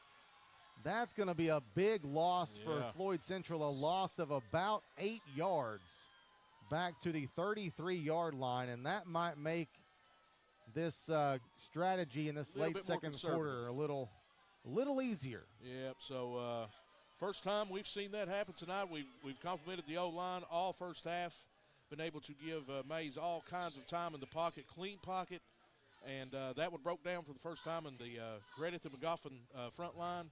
They got back to him and got a sack. Actually, a loss of 9 on the play brings up 2nd and 19. You know, Wes and Ty usually come to the football games, but they've got a big tournament tomorrow in Mount Sterling. Okay, He wanted to get Ty to bed early for the early morning tomorrow. Understand that. Handoff's going to go to Evans. Gets across the 30, but he's going to be dropped for another loss of 1. I'd say that'd probably be it for the first half. And with 15 seconds on the clock, I think that's going to just about do it. in the first half. They're going to say technically a loss or a gain of no yards on the play, back to the line of scrimmage. And that's going to do it. The clock's going to wind down. Floyd Central, though, a successful first half of football. They go into the locker room with a 4-point lead over Magoffin County, 24-20.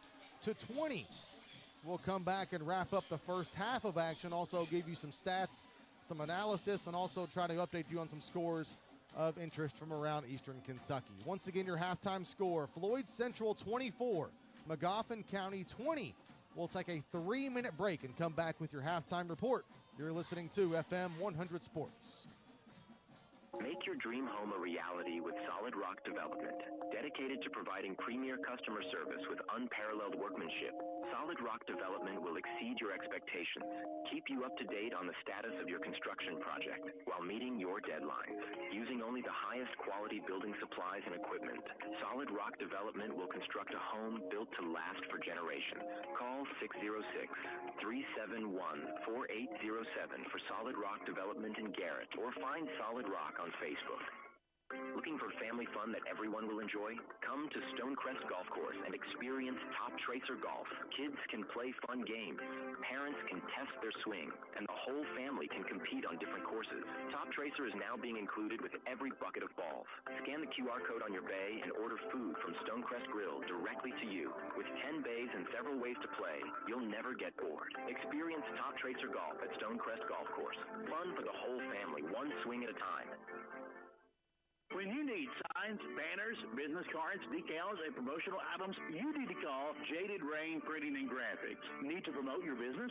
Jaded Rain can stick your business logo on just about anything. Yard signs, large signs, middle and outdoor signs, window perv. Jaded Rain even does covered vehicle wraps, converting your work truck or car into a rolling billboard. If you need to stand out, you need Jaded Rain Printing and Graphics. Call 371-3153 or find Jaded Rain on Facebook. For over 30 years, families in our community have relied on McDowell Professional Pharmacy, a name you know and trust. Pharmacists Steve and Alicia Dawson are here to guide you with care, knowledge, and a friendly smile. Whether it's answering your questions, helping you manage prescriptions, or offering advice you can count on, they're always ready to serve. And don't forget, they offer free delivery right here in the area, bringing the care you need straight to your door. McDowell Professional Pharmacy, where experience, trust, and community come together. It's that time again to save big and score huge savings on our back-to-school bundles. Come into Appalachian Wireless today to see how you can save over $1,000 when you pair your favorite devices. Because the more you pair, the more you save. It's a deal that lets you gear up the entire family for school while saving big in the process. Stop in today at one of your favorite Appalachian Wireless retail locations or visit us at AppalachianWireless.com to learn how you can help your student get back to school ready. Hurry! Offer ends August 31st or while supplies last. Because we are you, we are Appalachian Wireless. Knock the dust off some 90s country with David Lee Murphy. One of Nashville's most celebrated songwriters, David Lee Murphy.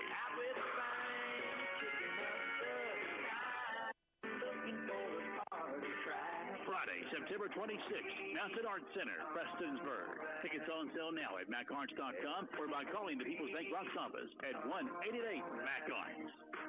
Live and local, there's only one. WMDJ.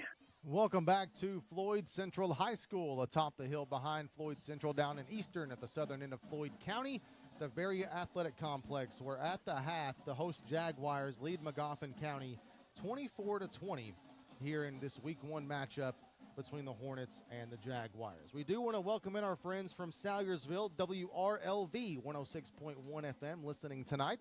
We appreciate you all tuning in, whether it's on the radio dial, in the car, online, on Facebook, on YouTube, all kinds of ways to tune in all season long for high school football action. We've got a good one here tonight. Josh McKinney, Steve Sloan, Byron Hall with you to bring you the action.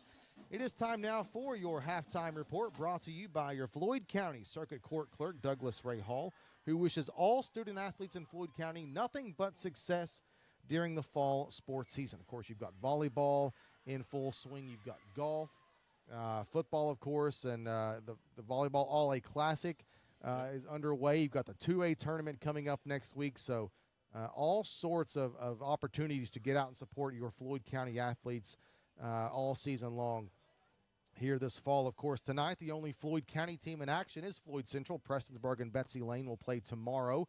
Betsy Lane up in Winchester at the Clark County Hall of Fame Bowl. Prestonsburg will be in the Pike County Bowl at Howard Athletic Complex in Pikeville. But a good one here tonight, buddy. 24-20, the Jaguars on top of the Hornets in what was a slow start once again for Floyd Central. But unlike last week, they were able to bounce back, kind of throw a haymaker right back at Magoffin County, and not just let it be a one-off. They continued to kind of throw punches left and right. It's been on the ground. It's been through the air. Your assessment of the first two quarters of play from Floyd Central tonight after what was a bad start, turnover on downs, and then Magoffin County just kind of ran it down your throat to go up early, and it's kind of been all Jaguars since. And like you said earlier, and the message that Coach Hoskins is trying to implement to his team is, what are you going to do when adversity hits? And, of course, they didn't respond very well last week, especially in the second half against Paintsville. But you got to give them all the credit in the world. We talked about the young playmakers that they have all around the field, especially on the skill players, wide receivers, running backs, scat backs, I mean, you name it. They've got a lot of guys who can do a lot of different things, and that's what we've seen in that first half from Floyd Central, especially very impressed with the quarterback Mays, the way he was able to throw the ball, precision passing, and we talked about the great offensive line and the clean pocket that he had, the time that he had to be able to get his receivers to run clean routes and get them the ball, especially the two deep balls he had to buck. Beautiful balls. I mean, those are just absolute dimes. It just putting it mildly there. But you got to give him all the credit in the world for, like I said, turning it over on downs very first drive, and then Magoffin County going all the way down, scoring, running it, ran a lot of clock, wore that defense down, but they responded great. And you got to give it to Magoffin as well. They were kind of bounced back toward the end of the first half, but a great first half for Floyd Central if you're Coach Hoskins and the rest of his staff. We saw Mays last year in some spot duty as a freshman, and we kind of, everyone kind of knew he was going to be the quarterback of the future. He has got the physical tools. He's got the genetics to be an outstanding athlete on the football field. Of course, his dad was a standout player back in the day at the running back position, and he saw some spot duty. Last year it's kind of hard to really get a good judge because it's late in games. And, Floyd Central, they had some lopsided losses last year. So we didn't really know how much stock to put into what we saw from him last year. He gets the starting call this year. Physically, it's all there. You can see that they want to get him some confidence last week. And tonight, listen, there's been some short throws. But the offensive line has been phenomenal. He's had a clean pocket for every pass play except for one, which was right there late in the second quarter. 8 of 9 passing for Mays, 157 yards and 2 touchdowns. Those are impressive numbers for anyone, but especially for someone making their second career start. Yeah, and especially, like you said, coming off an 8 for 12 performance last week, to be 8 for 9 tonight, 2 touchdowns and a bomb to Buck in that first quarter. And like you said, the traits are there, and he's got great protection with his O-line. And they ran the ball as well. We even talked about the balance in the short pregame that we had, but the balance that they had last week, they've ran the ball well, even without Evans in the backfield. Curry has carried most of the load, scored a touchdown in the first half as well. But just the overall performance on the offensive side, passing the ball, Buck and Cotton getting pretty much all the targets for Mays, but a very impressive future is ahead for Mays. And like I said, only in his second start, putting up some big-time numbers. 3 catches for Buck for 104 yards and a touchdown. 5 catches for Damian Cotton for 53 yards and a score. The only 2 players to record a reception for the Jaguars. On the ground, leading rusher is Ethan Curry, 6 carries, 31 yards and a touchdown. Mays has 2 carries for 11 yards. Damian Cotton, 2 carries for 2 yards. Bailey Evans, 5 carries for a net loss of 5 yards. For the Hornets of Magoffin County, Mason Peck, 2 of 4 passing the football for 62 yards. 1 completion to Isaac Yates for 49 yards. The other to Jackson Gillen for 13 yards. Both of those catches going for first downs. Leading rusher Blake Wireman, 12 carries, 113 yards, 3 touchdowns in the first half for Wireman. Braxton Montgomery, 5 carries, 22 yards. James Fultz, 1 carry for no yards. And Mason Peck, 6 carries for negative 12 yards. Again, your halftime score, Floyd Central 24, Magoffin County 20. We'll take a 2-minute break and come back with some scores from around the area. Actually, Chris, make that 1 minute, 60 seconds. We'll come back in 60 seconds and run down some area scores for you. You're listening to FM 100 Sports. For over 30 years, the attorneys at Mocha Nunnery Law Office have chosen to fight for injured individuals rather than companies, standing up for the rights of folks just like you. The combined experience of Tom Moak, Beatty Nunnery, and Jacob Moak will fight for you, whether you've been injured in an auto accident, personal injury claim, workers' compensation, Social Security, or have a federal black lung case. Injuries are life-changing. Let Mocha Nunnery help you move forward. Call 886-1515 for Mocha Nunnery Law Office, Prestonsburg, Pikeville, Hazard. When you walk into Howard Family Pharmacy, you'll always find someone you know and trust. Hi, this is Wes. Hey, it's Tiffany. Hello, this is Joanna. Hey there, this is Stacy. If your current pharmacy is going out of business, or if you're just tired of dealing with the big chain pharmacies and mail order companies, then Howard Family Pharmacy is here for you, providing the kind of care you can count on from people who truly care. Howard Family Pharmacy of Allen and Eastern, where it's always about family. Live and local, there's only one. WMDJ. Some scores from around the area going on right now. Hazard leads Whitley County at the half, 28-0 down there in Williamsburg near the Tennessee border. Somerset knocked off Eastridge 35-16 in the Kinetic South Laurel Bowl out in London. At halftime, the most recent score we saw at Belfry in the Pike County Bowl, Martin County all over Pike County Central 37-6. And also at the half, a slobber knocker in Paintsville, Johnson Central over Madison Central 7-0. Wow. Tomorrow, a couple of games on tap of interest. The Pike County Bowl at Pikeville, Prestonsburg, and Shelby Valley will kick off at 6 o'clock. And the nightcap, the host Panthers will welcome in Cabell Midland out of West Virginia. And in Winchester at George Rogers Clark, the Clark County Hall of Fame Bowl, the Betsy Lane Bobcats will take on the Pineville Mountain Lions at 4 o'clock. Again, your halftime score here at Floyd Central High School. Jaguars 24, McGoffin County Hornets 20. Back with second half action in 3 minutes on FM 100 Sports. Kentucky Farm Bureau has provided folks in the Bluegrass with quality insurance and dependable service since 1943. As your local agent, John Greer Hunt is proud to serve the Floyd County community and to help get the right protection for your home, auto, life, or business. For a free quote, call John Greer Hunt today, 606-791-2122, or stop by the office at 1288 South Lake Drive in Prestonsburg and ask to speak to John. Kentucky Farm Bureau, big on commitment.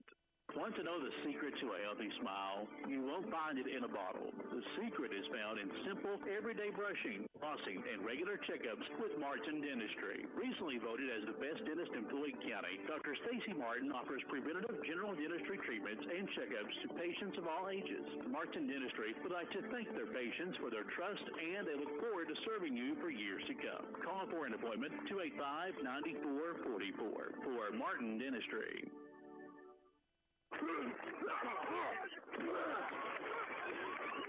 Football can be a rush.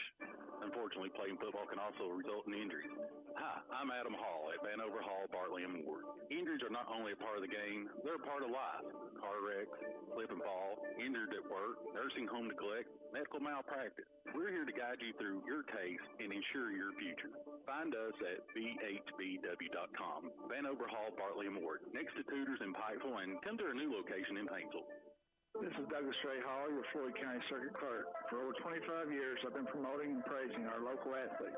But behind every athlete, there's a team. But it's not just coaches and teammates. It's parents who wake up early for practice, grandparents who cheer the loudest every game, and family members who stand by through every victory and defeat. They give their time, their energy, and their endless support, shaping the hearts and the minds of the next generation. To the parents, grandparents, and families of our athletes, thank you. We are forever grateful. Douglas Ray Hall, your Circuit Court Clerk.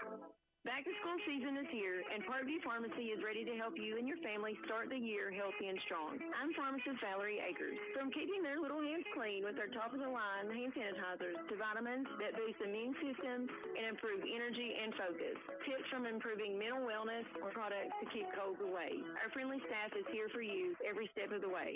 Stop by Parkview Pharmacy today because healthy kids make for a happy classroom. Parkview Pharmacy, a dose of care in every prescription. Defense wins championships. And at Hesterberg Law Firm, we believe a good defense wins cases. This is attorney Tanner Hesterberg. If you're facing legal trouble, you need an attorney to advocate for you in the courtroom.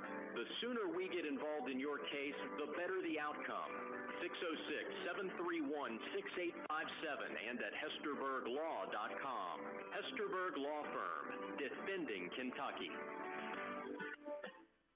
Live and local, there's only one. WMDJ. McGoffin County and Floyd Central back on the field as we're putting just a couple of minutes back on the clock before we start this second half of action. Talking to Wes about Ty. Ty's eyes lit up when we mentioned his name. Cash does the same thing, buddy.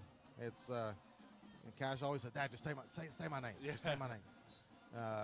Ty, best of luck tomorrow in your all's tournament. Hope you all do good and bring home a ring. Hey, listen, they're trying to go 2 for 2 in the fall. I say we. Wes, I'm just a small part in the machine. Wes has assembled quite the 7U team, the Thunder, the dream team. We will not be there tomorrow. We were packing up. Kayla and the boys are packing up to go to Cincinnati tomorrow morning. So we didn't get to go over the summer because we had a full plate with All-Stars and baseball, and I wouldn't change a thing. I'm not complaining at all. No way. But the boys absolutely love the Queen City. They love Cincinnati. They're going to go see a Reds game, go to the zoo. That's what we do normally every year is we'll go gather the family up, go to the zoo up there. Give me a weekend in Cincinnati over a week anywhere else. Right. It's drivable. Exactly. It's close, and the boys don't care. They just whatever makes them happy. Yeah, yes, sir. Along for the ride. My boys were the same way, man. Hey, enjoy it while you can. My boys just wrapped up their last year of Little League.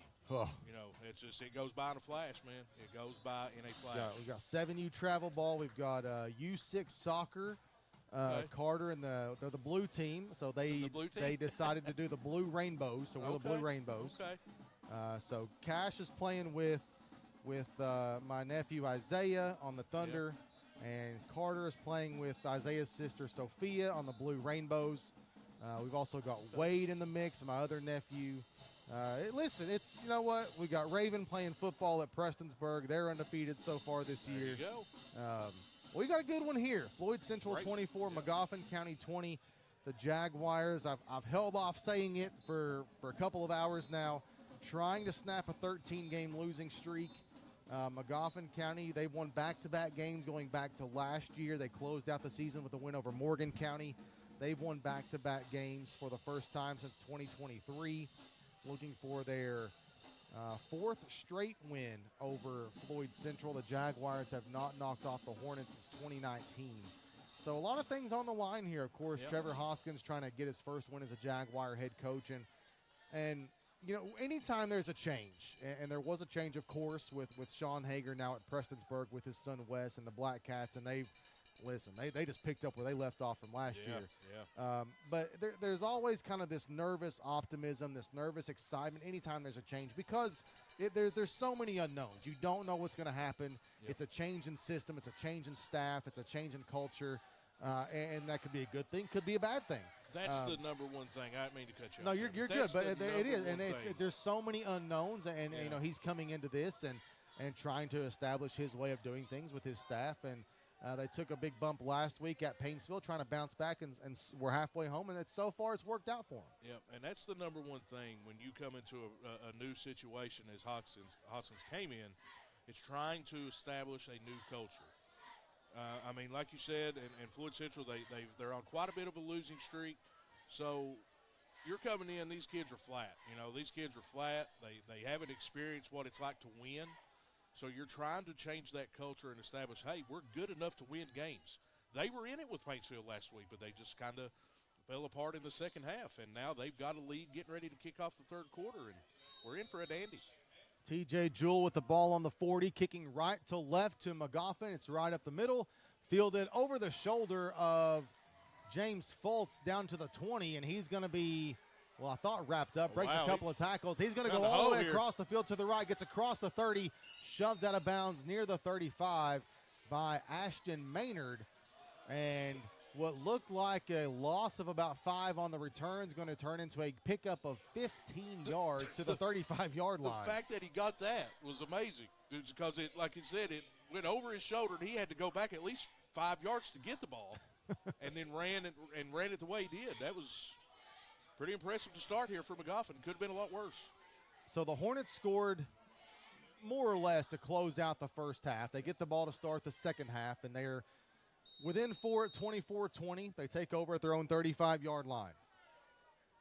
We talked about the potential 2-for-1, and we'll see if John DeRosset and his team can cash in on it. 2 backs in the backfield. Second man through is Wireman. On the left, cuts it back to the middle.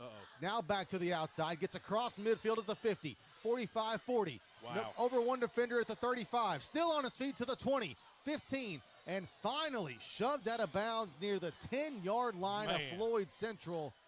Give him a pickup down to the 11 of 49 yards on the run. First play from scrimmage here in the second half. Well, I'll tell you what, man, just again, that patience he shows when he gets the ball. And it's just he pretty much just stood still, just waiting for the block to develop. And then he just darted to the outside.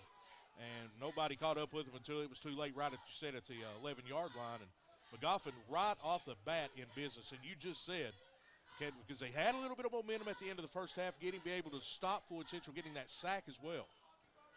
Wireman again with the handoff, trying to cap off his own drive. Gets across the 10, just shy of the 5. They're going to call him down at the 7, a modest pickup of 4 on the play for Wireman.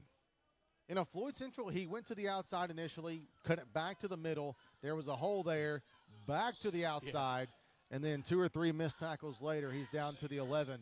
And now we're staring at a 2nd and 6 for the Hornets from the Floyd Central 7. They can get a first down at the 1-yard line to set up a 1st and goal to go situation.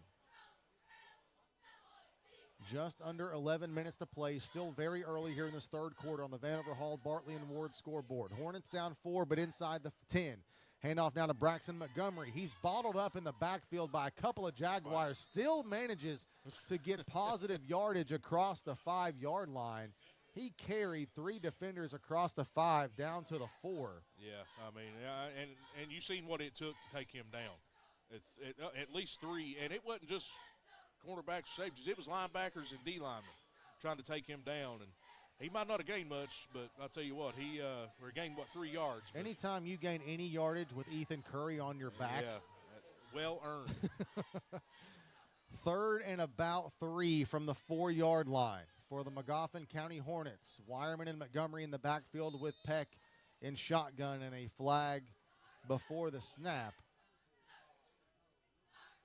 And we'll see what the call is. It looks like it's against the Hornets as they start to walk backwards. It is a false start, and that'll set up 3rd and 8.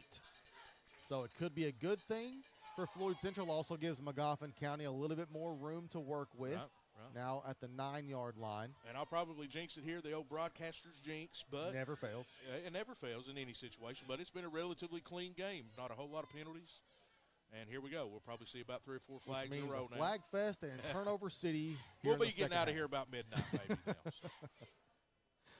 You are listening to WMDJ FM 100 Allen Martin Prestonsburg. Wireman across the 10, gets down near the 5, back to where the ball was before the penalty. They're going to spot him at the 5, a pickup of 4.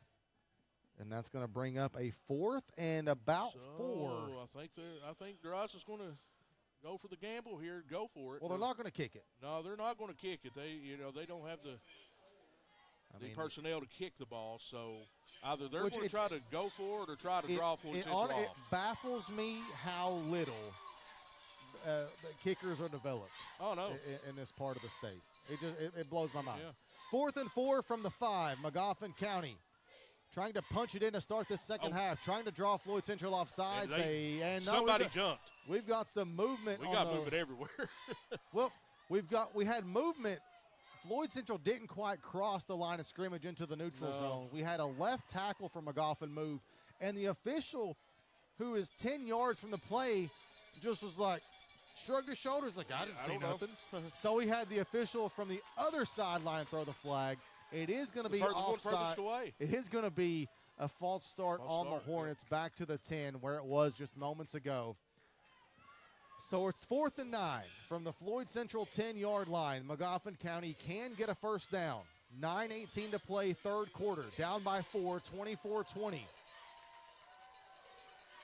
Wireman and Montgomery in the backfield with Peck and shotgun.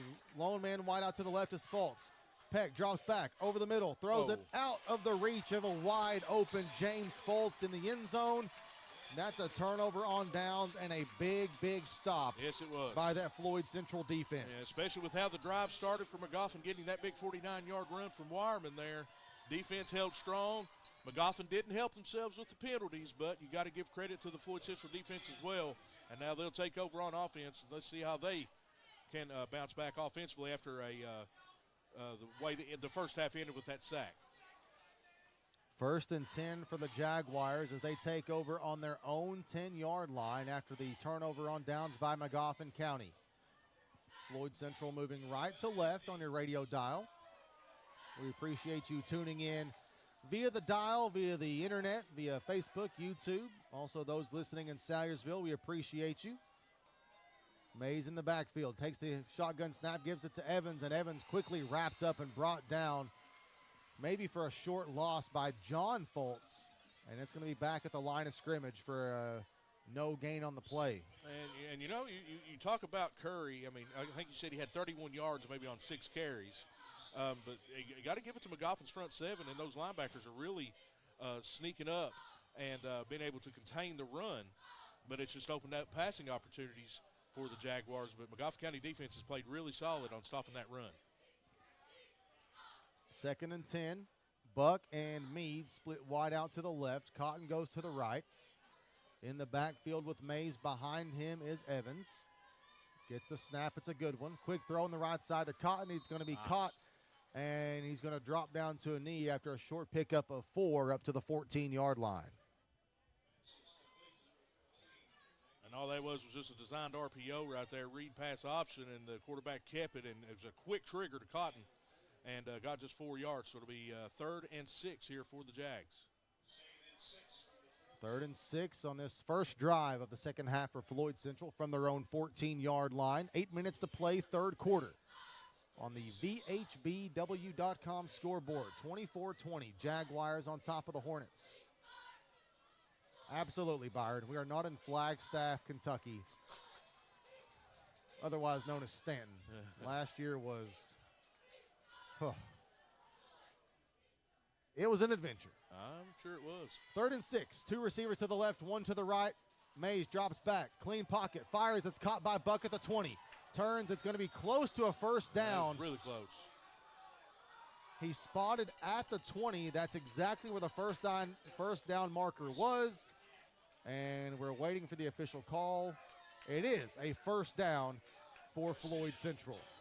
Excellent quick play to get the first down right at the sticks from Mays to Buck. And that's who you want to get it to out there on the boundary right there with Buck, is getting a big play right there and did just enough to get that first down to keep the drive going. Buck's 4th catch of the night. He's got 110 yards and a score. He's got catches of 61 yards, 40 yards, 6 and 3. No in between, either short or long. Buck and Meade go wide out to the right. Cotton to the left. Elijah Little, the tight end, in motion. Fake the handoff, pass it to the left side of Cotton. Makes a man miss on the sideline and still in bounds. Oh. Shakes the defender across the 30. He's spun and thrown down, and Hoskins is livid. He is mad. Yeah, he is wanting irate. Some kind of face mask. It's going to be a pickup of about 13 yards. And I get what his argument is, but I don't know that the face mask was ever really grabbed. It looked like he just had him by the pads. Either the pads or like the helmet. Yeah, that was just a physical tackle. Listen, it's like I tell umpires all the time. I got to try. Yeah, worst you could say is just no. Yeah, exactly. No and quit. Give it up. Oh, some umpires use more colorful language than that. Oh, yeah. I've seen it and heard it. 1st and 10 from the 33 for Floyd Central after the 13-yard pitch and catch from Mays to Cotton. Cotton split wide out to the right. Meade and Buck to the left. A little confusion there. Hoskins call. He is still not happy. Hoskins calling a timeout. Buck having a hard time getting lined up. Yeah, he was in motion, and I think there was a lot of confusion there where he needed to be set up, and Hoskins seen it immediately. He was already mad due to the tackle there or lack thereof of maybe a flag should have been thrown, and now he's just going to take it out on his team for the confusion. So this on-field timeout brought to you by Parkview Pharmacy at Minnie, where pharmacist Valerie Akers, Shannon Turner, and their staff will always take time to help you with your medications. Take time out for your health care and visit Parkview Pharmacy at Minnie. They were going over some offensive sets in pregame before anyone else was up here, except for a couple of us broadcasting folks and the team, maybe some staff workers. But there was a handful of times, and I wasn't paying much attention. I was getting things set up on the technical side, but you could hear him audibly upset that there wasn't something right in the formation. I don't know if that was something, this particular formation was something they had put in maybe this week, but clearly not on the same page and had to burn a timeout at the 6:07 mark here in the third quarter. Yeah, and as crisp as they were in the first half, but except to end the last drive on the first half, it's they've managed to keep the drive alive so far, but like I said, a lot of miscommunication and confusion thus far. Trips to the left for Floyd Central. Mays drops back, has plenty of time over the middle to Buck at the 35-yard line. Gets across, it's a first down across the 50, drug down across the 50 at the Magoffin County 47, and that's going to be a pickup of 20 yards from Mays to Buck inside Hornet territory. And man, I tell you what, just you can see who the playmakers are. You can tell they just got that confidence about them. And when Buck caught that ball, he took one or two steps and he just went going and gained about maybe 10, 11 extra yards for that first down. But Buck is having a tremendous game and by far May's favorite target. Officially a pickup of 19 as the ball is spotted at the Magoffin County 48-yard line.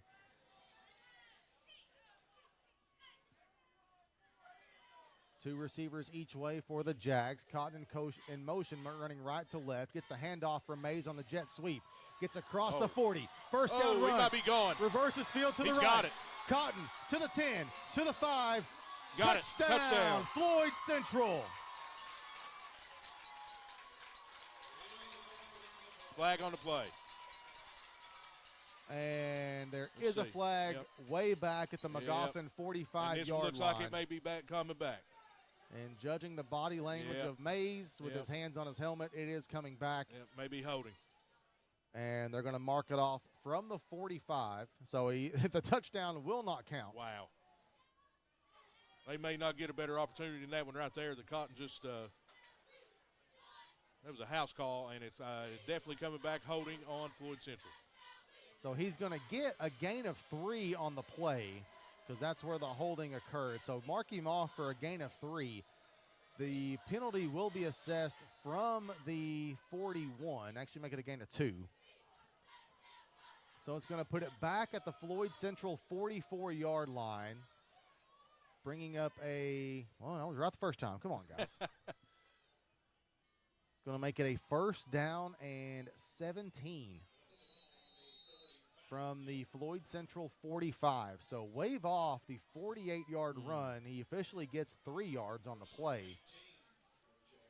First and 17 from the 45. Mays hands it off to Curry. Gets across the 45. Near the 50-yard line. Going to be marked down at the 49. Pickup of 4 yards for Ethan Curry. That was a low snap. Mays got kind of lucky with that snap because it bounced right in his hands, so he was able to hand it off cleanly to Curry to get that pickup. We've talked about the offensive line several times tonight. You've got Nick Hall out there, Carson Moore, T.J. Jewell.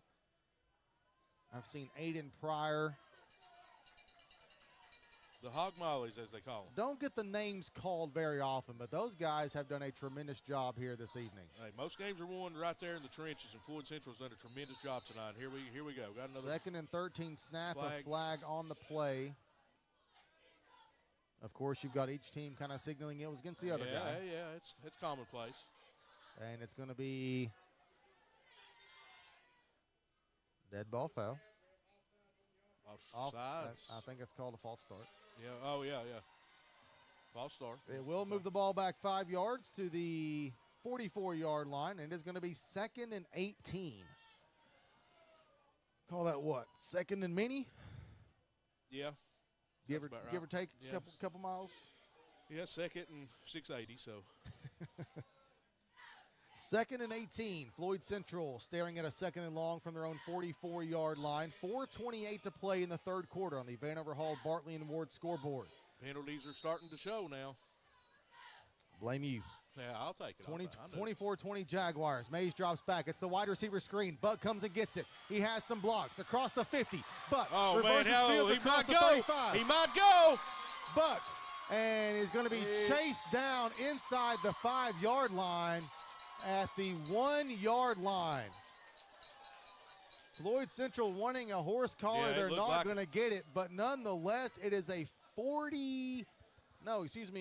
55-yard run pass, wide receiver screen. And that was a perfect screen play. And when you give it to somebody like Buck who's going to take it just about to the house. But, yeah, I would be upset on that one, too. That definitely looked like a horse collar, but Buck is having a career game right here. And he was he's been kind of slow getting up a couple of plays. Yeah. I think if he's 100%, he's not caught. Handoff goes to Curry inside the 5. He's bottled up, legs churning, and he's going to be brought down for a loss of 1. Grady Cole, the leader of this McGoffin County defense. Listen, that dude's a brute. He is. He hadn't been stopped tonight. Grady Cole, Braxton Montgomery also in there in the middle of that defensive line. Leading the way for this Hornet personnel. We've called Caleb Lovely's name a couple of times. Here comes Curry limping off the field for Floyd Central, so that may be a developing sore. I don't know, maybe a cramp it looks like. I think it just may be a cramp. Yeah, so. He struggled with cramps last week.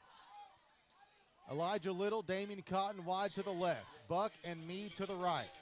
Bailey Evans in the backfield with Keatron Mays. I mean, you could possibly do a quarterback keeper right here, maybe on a. Little in motion, left to right. Handoff goes to Evans. Evans around the right side, lowers his shoulder. I don't think he got in. And official is going to mark him down at the half-yard line. Well, it's been a tough go at it tonight for Bailey Evans. Yeah, it's been tough. Unofficially, -4 yards on 7 carries. A lot of zeros and 1 in that yardage column. So it's going to be, it's 3rd and 1 technically, but it's about at the half-yard line. It's if not well closer. inside the 1, yeah. It's, like you said, about the half. A high-scoring first half. We've had no points here in the third quarter so far. Yeah, we've had a stalemate here in this third quarter.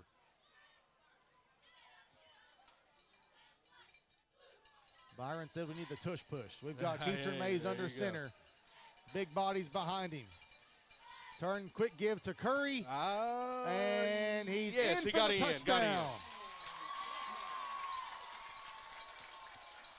Touchdown, Ethan Curry. Touchdown, Jaguars. And Floyd Central increases its lead to 10 over McGoffin County on the McDowell Professional Pharmacy touchdown. Over 3 decades of serving Floyd County, a name you know and trust, that's McDowell Professional Pharmacy. Correction, I have not seen Aiden Pryor on the field. Byron corrected me. He's actually up on top of the press box with the camera crew. So we talked about our vision is not great. Numbers get jumbled. At least it's. But still, you know what, Aiden, I'm giving you a shout-out regardless. There you go. There is a player down for Floyd Central. It is Carson Moore. He's been there at center these first 2 weeks of the season, the sophomore. And he's played a great game. Looks to be just a cramp. He's walking off under his own power. See what, Josh, that was an interesting drive right there from Floyd Central. A lot of ups and downs. You had a couple penalties that set you back, and especially on the big touchdown run there by Cotton. But, again, they have faced the adversity. They had a big play to Buck, got them down into the red area, and they cap it off with a touchdown. So it just definitely a great response for Floyd Central tonight compared to last week. And they responded well last week. They had some tough situations to deal with. Mays goes out after a long delay, and the first play after that, they give up a 70-yard run. A fumble's returned for a touchdown. 2-point conversion. Mays rolling to the right on the QB rollout. Throws it up. It's going to be caught by Wesley Buck. Wow. I think it was Meade, or no, Elijah Little. He left his feet to try to put a fingertip on it. Luckily, Buck was right behind him. He must his own 2-point teammate. conversion is good. But that was an interesting play call, though, because Mays went out on the bootleg and threw it all the way across his body. Kind of a busted play, really, but it worked out. I mean, they got the 2-point conversion and go up by 12. 32-20, back in 30 seconds. You're listening to FM 100 Sports. While you're doing whatever it is you do, we're testing, retesting, engineering, and re-engineering to keep up with you. We run together. Is your unit down? Not working like it should? Don't put off repairs to your HVAC system. Call the professionals at Elliott Heating and Cooling. 606-437-7368. One call and your worries are gone. Elliott Heating and Cooling. It's hard to stop a train. Live and local, there's only one. WMDJ. 32-20, Floyd Central increases its lead over Magoffin County late here in the third quarter. 2:07 to play, to be exact, on the Vanover Hall Bartley and Ward scoreboard. After the 1-yard plunge by Ethan Curry, his second touchdown of the night. But that drive was really set up on the 55-yard wide receiver screen to Wes Buck, who was tracked down just inside the 5-yard line. And it took him a couple of tries, but they finally got it in. That was a heck of a drive right there by the Jaguars to go length of the field pretty much. They would have had a long drive there, set back, like I said, by a couple of penalties, and especially on the Cotton touchdown run. But Buck came up big with a big-time play, got it in with Curry, got the 2-point conversion, so things are going good for Floyd Central, but now their defense has to figure out how to contain Wireman from Magoffin. T.J. Jewell to kick the ball off from his own 40. Elijah Little being treated for cramps. Damian Cotton being treated for cramps on the Floyd Central sideline. Curry as well. Curry's had some issues with cramping. Wireman and Fultz back deep for Magoffin. Squib kick right up the middle, fielded at the 27 by Wireman. Dancing around the 30, gets across the 35-yard line, and Magoffin County will set up shop at their own 36. Well, you know what the game plan is going to be. Magoffin is still within striking distance, so they're not really too far behind where they're going to have to really pass the ball, so they can still run it. And you know Wireman is going to be the go-to guy to try to get them back in this game. So it's going to be interesting to see what kind of defensive game plan Coach Hoskins and staff has to try to contain him. Magoffin County only 5 pass attempts all night. 3 of those have fallen incomplete. From the arm of Mason Peck, 2 completions to Isaac Yates and Jackson Gilliland. 2 receivers each way. Handoff is going to go to Wireman. Bounces it to the outside and breaks 2 arm tackles. Gets across the 40 and drugged down around the 45-yard line by Curry, who again is grabbing his left leg as a cramp. There is a flag on the play. Being in the backfield, I would assume it will be on Magoffin. An official is trying to get his microphone turned on. The flag is in the backfield. Is an illegal motion on Magoffin County. That'll back him up 5 yards to the 31-yard line and set up 1st and 15. The old broadcaster jinx work. We had, maybe 2 or 3 flags in the first half, and we've had about 5, maybe 6 here in this third quarter alone. 1st and 15 from their own 31-yard line, Magoffin County.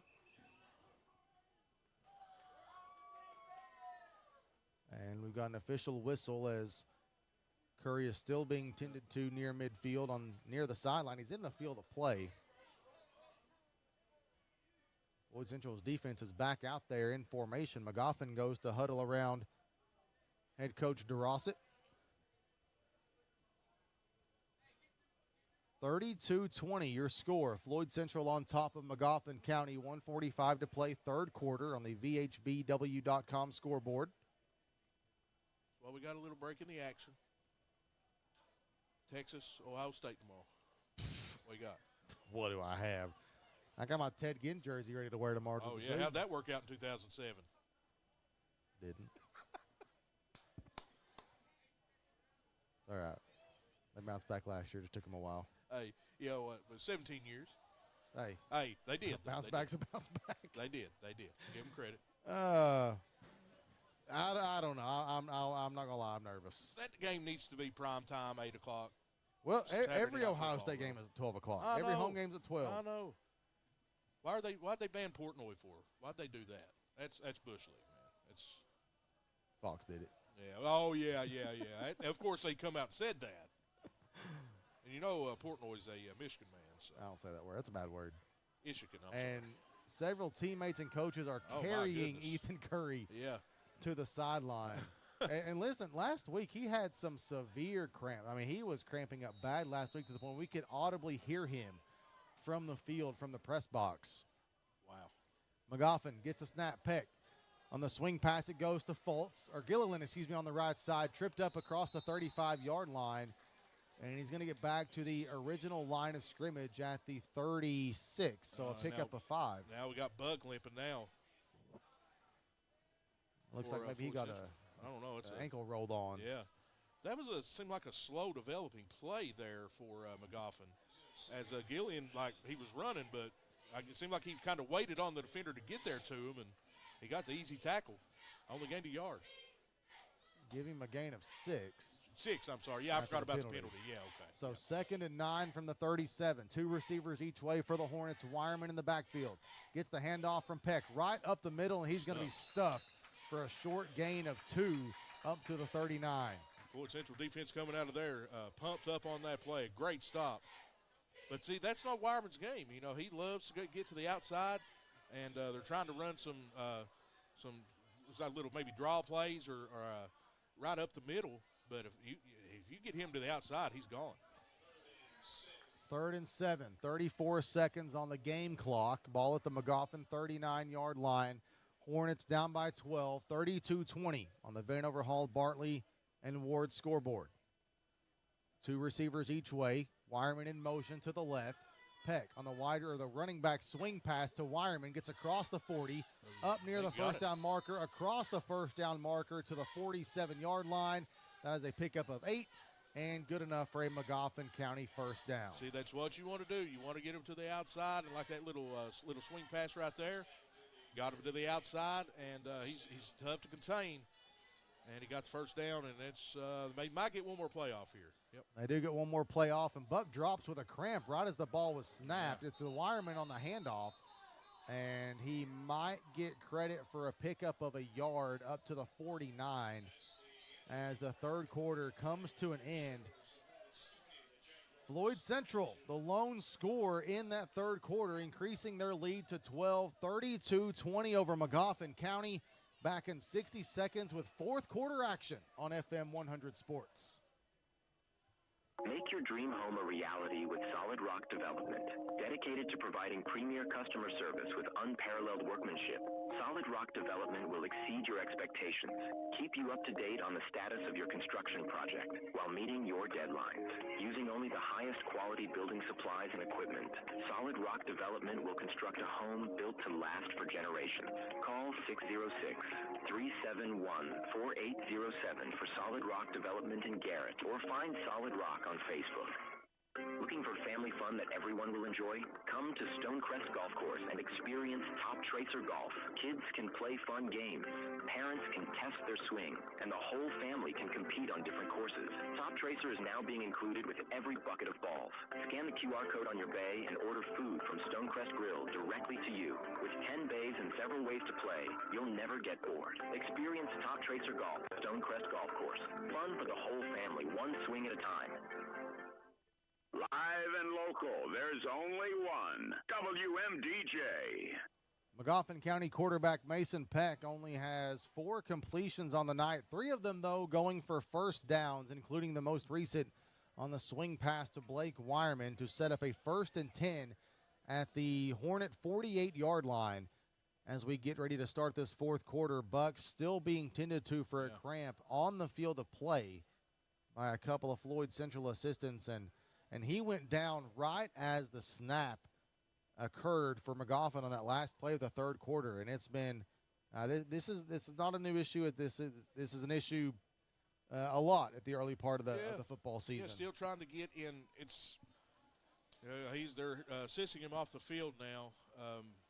But I'll tell you what, man, it's like you said, you know, there's one thing to be practicing and conditioning, but to get in football shape, it takes a little while. So, but, you know, this is an obvious concern right now for Floyd Central. Not only that players are suffering from cramps, but key players like Buck, Curry, Cotton has had some issues, and Evans as well. So it's going to keep interesting to keep an eye on as this game winds down. Two receivers wide to the left, one to the right. Two backs in the backfield with Peck. Handoff goes to Wireman up the middle. Cuts it back across the 45. Spin move right side. Now gets it across the 35, across the 30. Man, Wireman creating separation. Wireman 52 yards to the house for the Magoffin County touchdown. Kid is legit. Only a sophomore. That's got to be getting close to pushing over 200. Blake Wireman's fourth touchdown of the night. He has carried the Hornet offense as Magoffin County will try to tack on the 2-point conversion and get even closer to this Floyd Central lead. That's another McDowell Professional Pharmacy touchdown over 3 decades of serving Floyd County. A name you know and trust, that's McDowell Professional Pharmacy. Unofficially 18 carries, 225 yards, 4 touchdowns for one Blake Wireman. And has somehow not cramped one time. Well, all this talk about cramps. Nobody didn't seem like anybody from Wireman has not gone down once, but he is quite the spectacle. Yeah, he's a baller. I mean, he is. It doesn't matter if it's up the middle on a handoff, a toss, a sweep, an outside zone. The kid has a bright future as well, and it's not just a one-trick pony. He done this last week against Rowan. Ran for 175 yards and 3 touchdowns. So, 2 receivers to the left. It's Fultz and Bryce Buckaloo. 2 backs in the backfield. Peck slow snap again, but he picks it up, and Peck runs it in for the 2-point conversion. And the lead is back down to 4 for the Jaguars. 11:47 to play, fourth quarter. Floyd Central 32, Magoffin County 28. Back in 1 minute on FM 100 Sports. When you need signs, banners, business cards, decals, and promotional items, you need to call Jaded Rain Printing and Graphics. Need to promote your business? Jaded Rain can stick your business logo on just about anything. Yard signs, large signs, middle and outdoor signs, window perv. Jaded Rain even does covered vehicle wraps, converting your work truck or car into a rolling billboard. If you need to stand out, you need Jaded Rain Printing and Graphics. Call 371-3153 or find Jaded Rain on Facebook. Hey, it's Kristen. Are you looking for the ultimate back-to-school upgrade? Appalachian Wireless is offering you the Samsung S25 or the iPhone 16, or how about an iPad on us? Sign up for an Appalachian Wireless Advantage plan or renew your line of service. Or how about just coming in to see how you can qualify? These are perfect for school, work, or play, but hurry.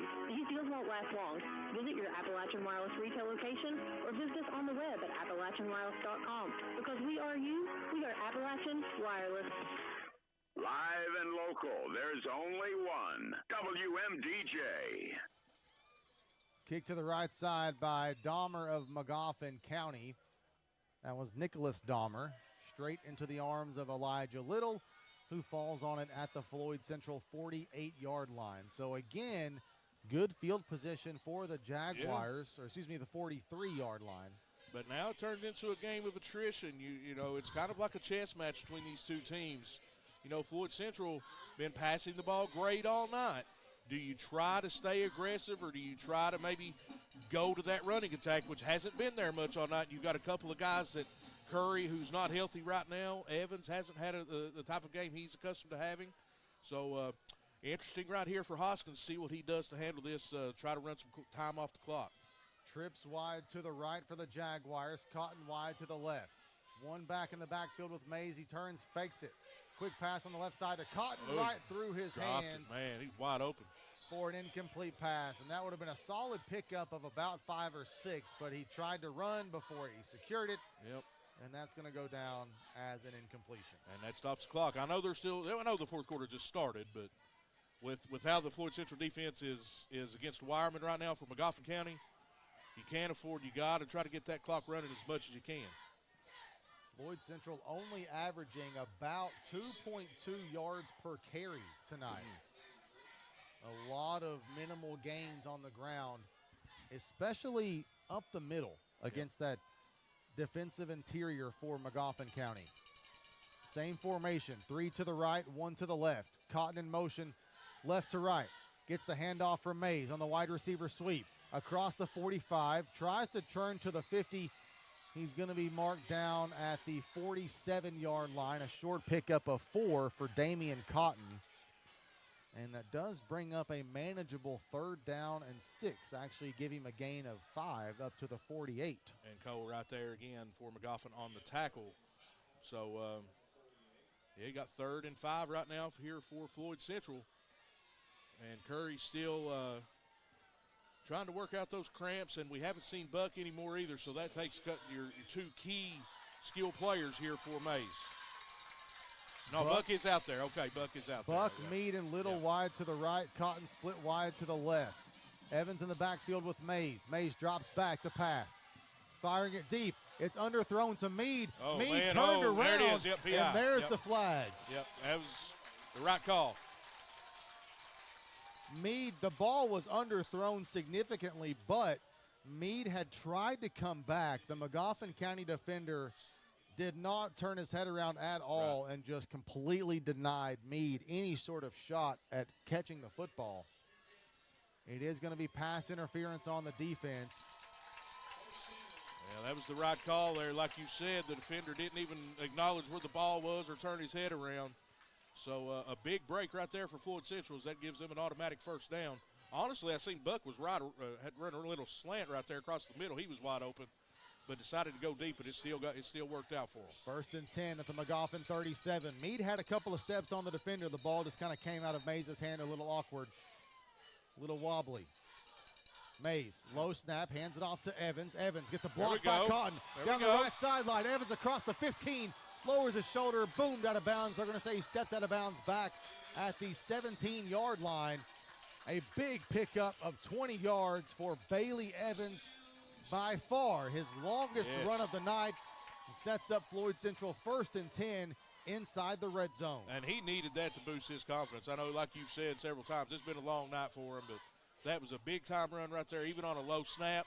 Communication was good on the handoff, and a great run by Evans sets up Floyd Central a nice field position. Buck, Mead, Little go out wide to the left. Cotton on the right. Evans in the backfield. Mays in shotgun. Passes it quickly to Cotton. Secures it at the 10-yard line. Falls down. 2 flags in the backfield. Cotton's going to be ruled down at the 11. And we'll see what the flags are for. Mays hit the deck. Roughing the passer, maybe? It is going to be a personal foul, roughing the passer against McGoffin County. That's going to be a big gain right there on that penalty. And that's going to be about a half a distance to the goal. Yep. It was a pickup of 6 on the play. Tack on the penalty. It's going to set up Floyd Central 1st and goal from the 8-yard line. Trying to answer again the McGoffin County score. It's 32-28, 10:35 to play in the 4th quarter on the VHBW.com scoreboard. Mays in shotgun. QB keeper on the draw, gets across the 5. Oh, nice. Mays gets it close to the goal line. Mays into the end zone for the Jaguar touchdown. Very elusive, very shifty moves right there for Mays. Looked like he might have been contained as soon as he got close, maybe to about the 5-yard line, and he just kept going and found a way to get into the end zone again for Floyd Central. Mays on the QB keeper, calls his own number. Another McDowell Professional Pharmacy touchdown, over 3 decades of serving communities in Floyd County. A name you know, a name you trust. That's McDowell Professional Pharmacy. First rushing touchdown on the season for Keatron Mays. He punches it in from 8 yards out. The lead back to 10 for the Jaguars as they line up for the two-point conversion. Mays, the pitch to Ethan Curry on the right side, gets to the edge but can't quite get around the defender. Nice tackle by Jackson Gilliland near the pylon as the attempt is unsuccessful. 10:28 to play in the fourth quarter. Jaguars 38, Hornets 28 on FM 100 Sports. When you need signs, banners, business cards, decals, and promotional items, you need to call Jaded Rain Printing and Graphics. Need to promote your business? Jaded Rain can stick your business logo on just about anything. Yard signs, large signs, metal and outdoor signs, window perps. Jaded Rain even does covered vehicle wraps, converting your work truck or car into a rolling billboard. If you need to stand out, you need Jaded Rain Printing and Graphics. Call 371-3153 or find Jaded Rain on Facebook. Hey, it's Kristen. Are you looking for the ultimate back-to-school upgrade? Appalachian Wireless is offering you the Samsung S25 or the iPhone 16, or how about an iPad on us? Sign up for an Appalachian Wireless Advantage plan or renew your line of service. Or how about just coming in to see how you can qualify? These are perfect for school, work, or play, but hurry. These deals won't last long. Visit your Appalachian Wireless retail location or visit us on the web at AppalachianWireless.com. Because we are you, we are Appalachian Wireless. Live and local, there's only one. WMDJ. Kickoff from TJ Jewell, picked up by Fultz at the 26-yard line. Fultz going to return it out to about the 40, and that sets up the Hornets at their own 40-yard line, 1st and 10. Again, staring at a 10-point deficit, but they've answered several drives before tonight with that ground attack with Blake Wireman, 225 yards, all 4 Hornet touchdowns going to the sophomore number 2. And you could say, I mean, they got good field position on the 40, but with this, with the ability to make a big home run play, it really don't matter where they're at on the field. But tonight, Wireman has just been able to do it all from anywhere. But now, are you in a position? Do you keep running it? Maybe try to pass it? One receiver, 2 receivers to the left, 2 backs in the backfield. Peck on the play action pass, setting up deep over the middle. And it's going to be incomplete. Too far out of the outstretched arms of James Fultz. And Fultz wanting a flag on the play. I think the feet of Buck just kind of got tangled underneath him. And don't think there was much to that one. No malicious contact. Incomplete pass will set up 2nd and 10. Of course, coach is going to lobby for a call, man. That's like, you got to try. Yeah, it's like you said earlier. Yeah. Passing the football, Mason Peck tonight, 4 of 8 for 76 yards. One name we have not called tonight is Dason Burchett, the senior from Magoffin County, had 72 yards and a touchdown last week. That is obviously a player that they will rely on the rest of the season.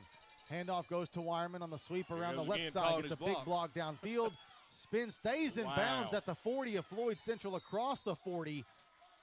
And he's going to pick up about 23 yards down to the 37-yard line. I mean, when you can call your blocks 10, 15 yards ahead, you know you're a special player, and he is. I mean, I know we've talked about him all night, but a very special talent. And like you said, stayed in bounds on that play to try to get more extra yards, which is what he done, and he just keeps rolling.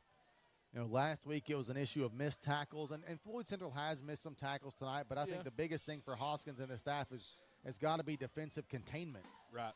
Not letting those backs get around the corner. 1st and 10, McGoffin at the Floyd Central 37. Another low snap for Peck. Hands it off to Braxton Montgomery. Wow. Gets steps over a teammate. Gets across the 30, across the 25-yard line. Still churning his feet with defenders all over him. Down to the 23-yard line. That's going to be a pickup of 14 yards for Braxton Montgomery. It's a hard-earned 14 right there. Puts you a lot of mind of Curry from Floyd Central, the way he could run the ball, just low center of gravity. So he earned every one of them yards. We may had a little bit of extracurricular after that play. They're trying not many people winning an Oscar on that acting performance. Nah. They watch the NBA a lot of flopping. So. 1st and 10, Hornets again. A 60-second drive has gotten the ball quickly inside the Floyd Central 25. It's 1st and 10 at the 23. James Fultz wide to the left. Wireman and Montgomery in the backfield on either side of Peck. Man in motion is Gillen. A drop snap by Peck. Picks it up in the backfield. And he's chased down by Buck and spun out of bounds after a short gain. Say he was pushed out of bounds at the 21 or 22. We've got one official at both yard markers. 22, a short gain of 1 yard on the play by Peck. Still having issues with the low snaps, and that one was pretty close. I mean, he did bobble it, but he's been pretty lucky all night to be able to get the ball back pretty quickly. But, I mean, you know, you're only down 10 with 9 minutes to go. If you keep having issues with them snaps and fumble the ball, it may come back to bite them.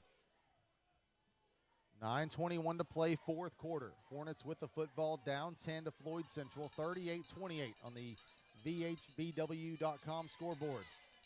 Wireman, another handoff up the middle, sidesteps one would-be tackler, gets the ball across the 15, and they're going to mark him down at the 14-yard line after the pickup of 8.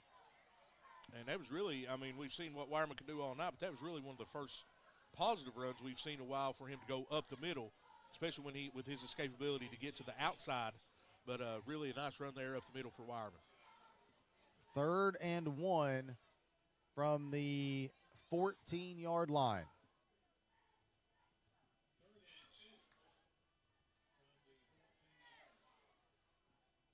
McGoffin breaks the huddle, approaching the 8.5-minute mark here in the fourth quarter. Both of these teams trading blows all evening long. McGoffin jumped out quick, 6-0. They've not led since. Wireman, another handoff, off tackle, gets it across the 5-yard line, lunges forward down to the 3, and a big pickup on 3rd down for Wireman sets up the Hornets' 1st and goal inside the 5. They just keep continuing to run that ball. And our first Hornet cramp of the night. There we go. As that brings us to a pause in the action. This on-field timeout brought to you by Parkview Pharmacy at Minnie, where your pharmacist Valerie Akers, Shannon Turner, and their staff will always take time to help you with your medications.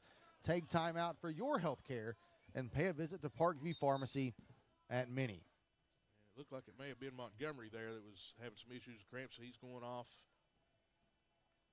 A little bit of assistance, more so his own power, but kid is a stud. We've talked a lot about Wireman, and rightfully so, but Montgomery, 39 yards on 7 carries. He's not been in the action a lot offensively, but it is 5.5 yards a carry, but he has been stout on that defensive front line for McGoffin County. Especially with him and Cole, they have been in that Floyd Central backfield a lot tonight. One receiver wide to the right, that's Isaac Yates. Heavy formation up front for the Hornets. Two backs in the backfield.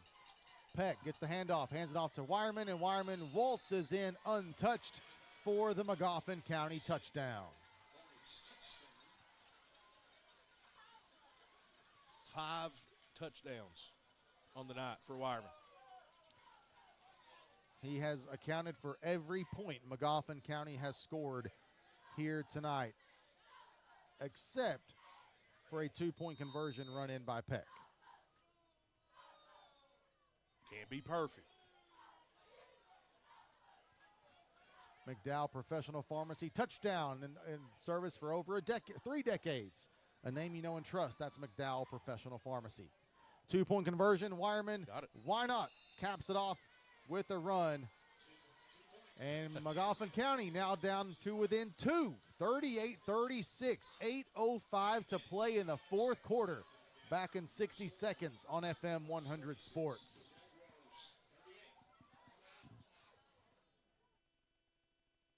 For over 30 years, the attorneys at Mocha Nunnery Law Office have chosen to fight for injured individuals rather than companies, standing up for the rights of folks just like you. The combined experience of Tom Moak, Dee Nunnery, and Jacob Moak will fight for you, whether you've been injured in an auto accident, personal injury claim, workers' compensation, Social Security, or have a federal black lung case. Injuries are life-changing. Let Mocha Nunnery help you move forward. Call 886-1515 for Mocha Nunnery Law Office, Prestonsburg, Pikeville, Hansard.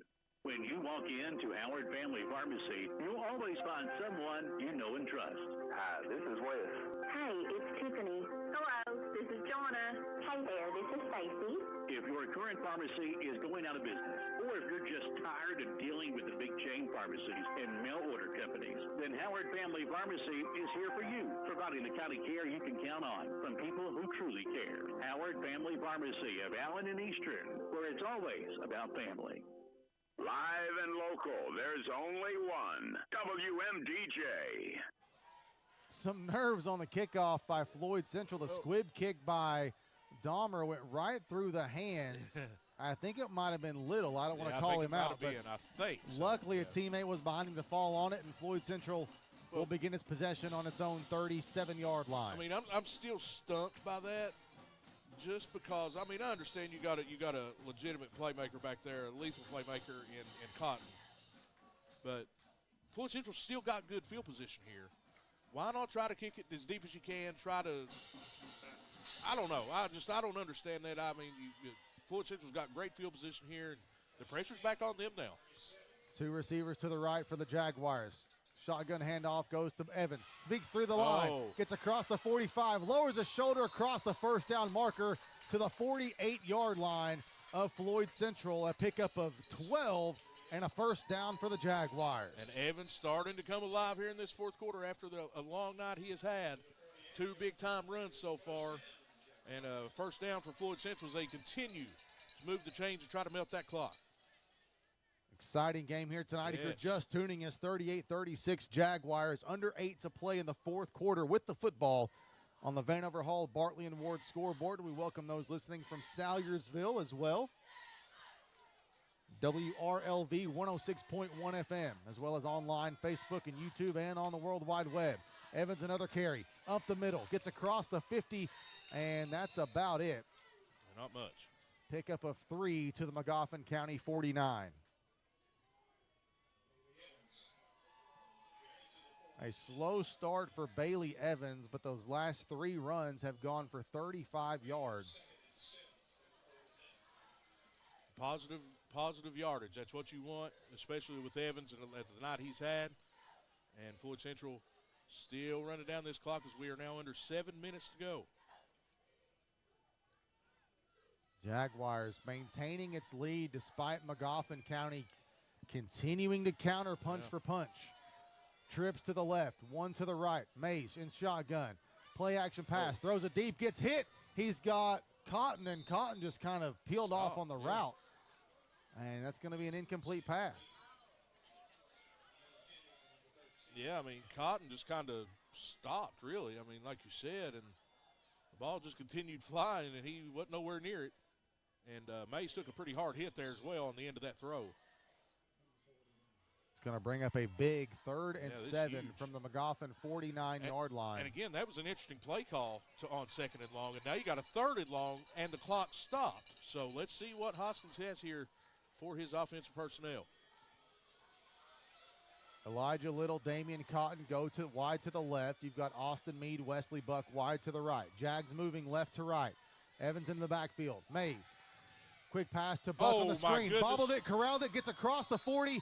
First down, Jaguars down to the 39-yard line. I mean, Buck came out of nowhere on that one. I thought it looked like it was going to be intercepted. It looks like he just came out of nowhere to make that catch and get a first down. Huge play for Floyd Central. Like you, I didn't know who Mays was throwing the football to.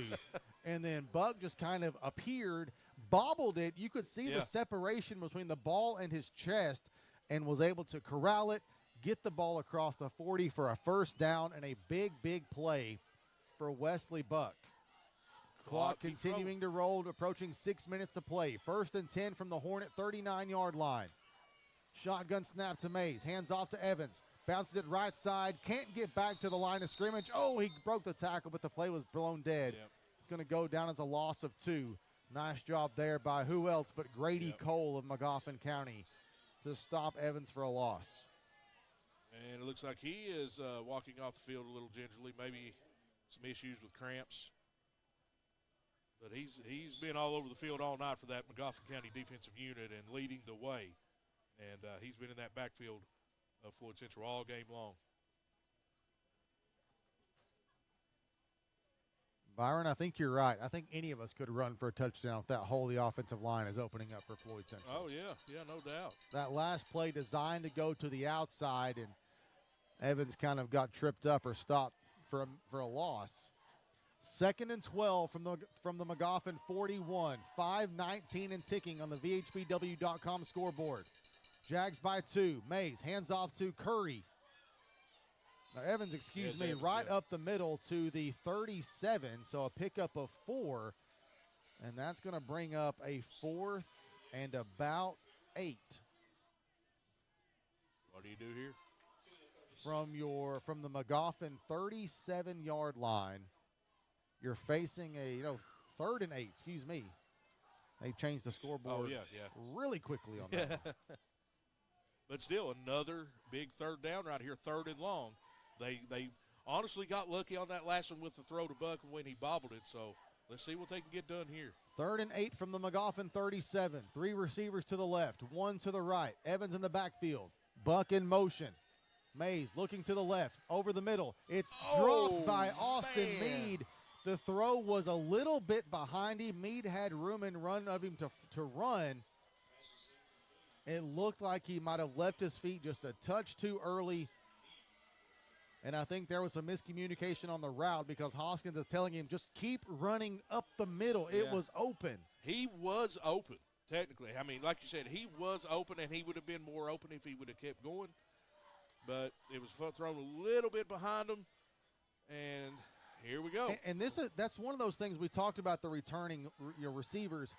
Meade's one of them. Yeah. But his action last year was spotty. I mean, he was a freshman playing with a veteran offense. Same thing kind of goes for Cotton. Cotton a little bit more involved. Elijah Little, a similar situation. And these are kind of the growing pains of kind of taking over a young team. And at the 4:24 mark, a timeout on the field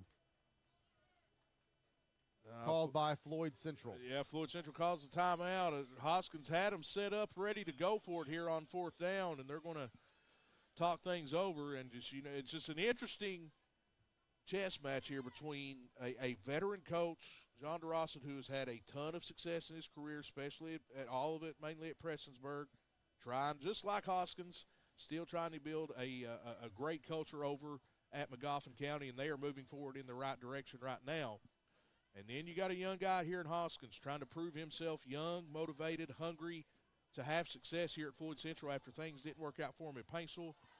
So this has been awesome. I couldn't ask for a better first football game to call in my broadcasting careers here. So, but it's been back and forth all night, just punch after punch being thrown, chess match between two great coaches, and this could decide a lot of things right here if Floyd Central does decide to go for it here on this 4th down.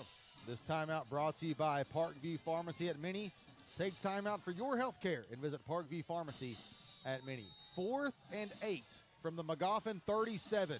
4:24 to play in the 4th quarter. Jaguars by 2.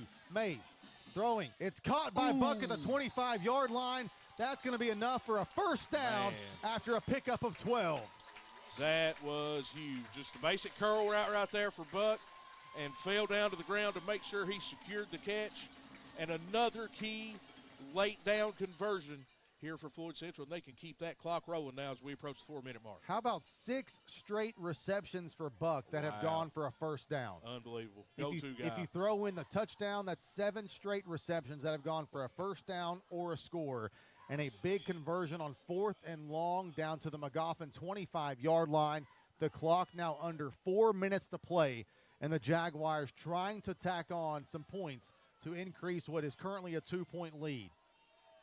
And now they're going to go heavy. Curry back in there with Evans in the backfield. Under center, the give goes to Evans across the 20, and going to be tripped up after a gain of 5. Just nickel and dime it right now. You just want to keep that clock rolling. And McGoffin calls a timeout. There's the first charge timeout for McGoffin at the 3:37 mark here in the 4th quarter. This on-field timeout brought to you by Parkview Pharmacy at Minnie, where pharmacist Valerie Akers, Shannon Turner, and their staff always take time out to help you with your medications. Take time out for your health care and visit Parkview Pharmacy at Minnie. Well, brother, a really tough decision for you to make at the conclusion of this game, as you will have the daunting task of selecting our player of the game. Okay. I think if McGoffin somehow wins, that's an easy choice. Oh, yeah, you got to go with Wireman, that's for If sure. Floyd Central happens to hang on and win, I don't pity your situation, to be completely honest with you. A couple of contenders. But right now, a big 2nd and 5. McGoffin, after the timeout, they've only got 2 remaining. you know, if Floyd Central scores, and it's no given that they will score, they do need the 2-point conversion to make it a 2-score game. Right. Yeah. It's a 2-point game now, 38-36 at the 3:37 mark. I would venture to think that they're going to go heavy and try to run some clock as much as they can. Mays turns, gives it to Evans off right tackle, gets across the 20, and he's going to be dropped for about a short gain of 1. And we'll see how long DeRosset waits on the McGoffin sideline before burning a second timeout. And we've got a McGoffin player cramped up at the 20. And like you said several times tonight, you know, that's going to be an issue early on in the season for a lot of these teams. It's cramping, and we've seen a lot of it from Floyd Central here in the last little bit from McGoffin as the game has gone on. The clock stops at 3:19. The player being worked on is junior John Fultz. And, of course, DeRosset not taking a timeout here. Fultz will have to sit out the play. Yep. And the clock will start as soon as the head official signals. I mean, honestly, it's kind of like an extra timeout for them to have, so, you know, with the kid being injured.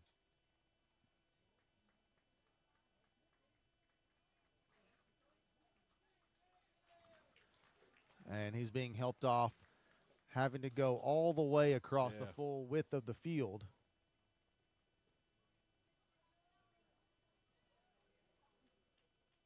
McGoffin County out in their defensive formation. Floyd Central still in the huddle with Coach Hoskins. It is 3rd down and 5 at the McGoffin County 19-yard line. So call it 3rd and 4. So another big opportunity here for Floyd Central to try to convert on a 3rd down. We've seen the success they've had here on this drive alone, just on 3rd and 4th down. So let's see if the McGoffin County defense can make one hold. Clock has started. 3:15 and counting. Mays under center. Curry at fullback. Evans at the halfback. Mays turns, and we're going to get a flag, and we're going to get some movement on the Floyd Central side as Curry kind of started falling forward before the ball was snapped. And that's going to make it a much more difficult 3rd and 9, not only because of yardage, because at this point you do have to kind of start thinking about what if McGoffin gets the ball back. Right. So we're going to back it up to the McGoffin 29-yard line. No, 24, excuse me. McGoffin 24-yard line, 3rd and 9. 3 minutes to play. The clock is ticking. McGoffin County has 2 timeouts remaining. Floyd Central with 1. The play clock is not on, so the back judge is keeping the play clock. So we cannot see how much time is remaining on the play clock. Heavy formation with Evans and Curry in the backfield behind Mays under center. And a whistle and a timeout called by Trevor Hoskins of Floyd Central. With 2:36 to play in the 4th quarter, Floyd Central burns its last timeout, up 38-36 on McGoffin County, facing a 3rd and 9 from the Hornet 24-yard line. This on-field timeout brought to you by Parkview Pharmacy at Minnie, where pharmacists Valerie Akers, Shannon Turner, and their staff will always take time out for your medication. Take time out for your health care. Visit Parkview Pharmacy at Minnie. Just got a message from Cash Montgomery saying just simply say my name. Cash money. Cash, buddy, it is 10 o'clock. Bedtime, 10 o'clock bedtime on a Hey, Friday, no, Dad? listen, Come on, Dad. He is adamant every Friday night to stay awake till I get home. Come on, Dad. And he is successful every time. Far less than he wants to be. 3rd and 9 Jaguars from the 24-yard line. I love you, Cash Montgomery. Love Carter, too. Mays, play action rolled out. Has Curry open in the flat, but because of the pressure by Bryce, Buckaloo could not set his feet and throw it strongly enough to get it to Curry The pass falls incomplete. Great play call. Yes, it was open. But all credit in the world to Bryce Buckaloo, the freshman from Magoffin County, to bust it up and get into the face of Mays. So now with the clock stopped at 2:33, Floyd Central is facing a 4th and 9 from the 24-yard line. No timeouts. No timeouts for the Jaguars. The Hornets have 2 timeouts. And they're going to go for it. Go for it? I mean, Okay. yeah. I mean, if you try to punt it, you're at most giving up 4 yards. Yeah. Mays in shotgun. 3 receivers to the right, 1 to the left. Wesley Buck in motion. Mays looking to the right. There's another wide receiver screen. Buck has it across the 20. He may go. Buck to the 10. Gone. Buck, touchdown, Floyd Central. Wow. That's all I got to say is wow. That play has worked every single time they have run it. And Wesley Buck gets his 2nd touchdown catch of the night, and Floyd Central has all but nailed this one down. Now up 8 with 2:24 to play in the 4th quarter. Unbelievable. So you got no timeouts, 4th down and 10, and get a touchdown. They've had 1 big-time 3rd down conversion to Buck and 2 4th down conversions. The all-important 2-point conversion Magoffin County has and can score quickly. This would make it a 10-point game. They got to hold them here if they want to. If only you had a kicker.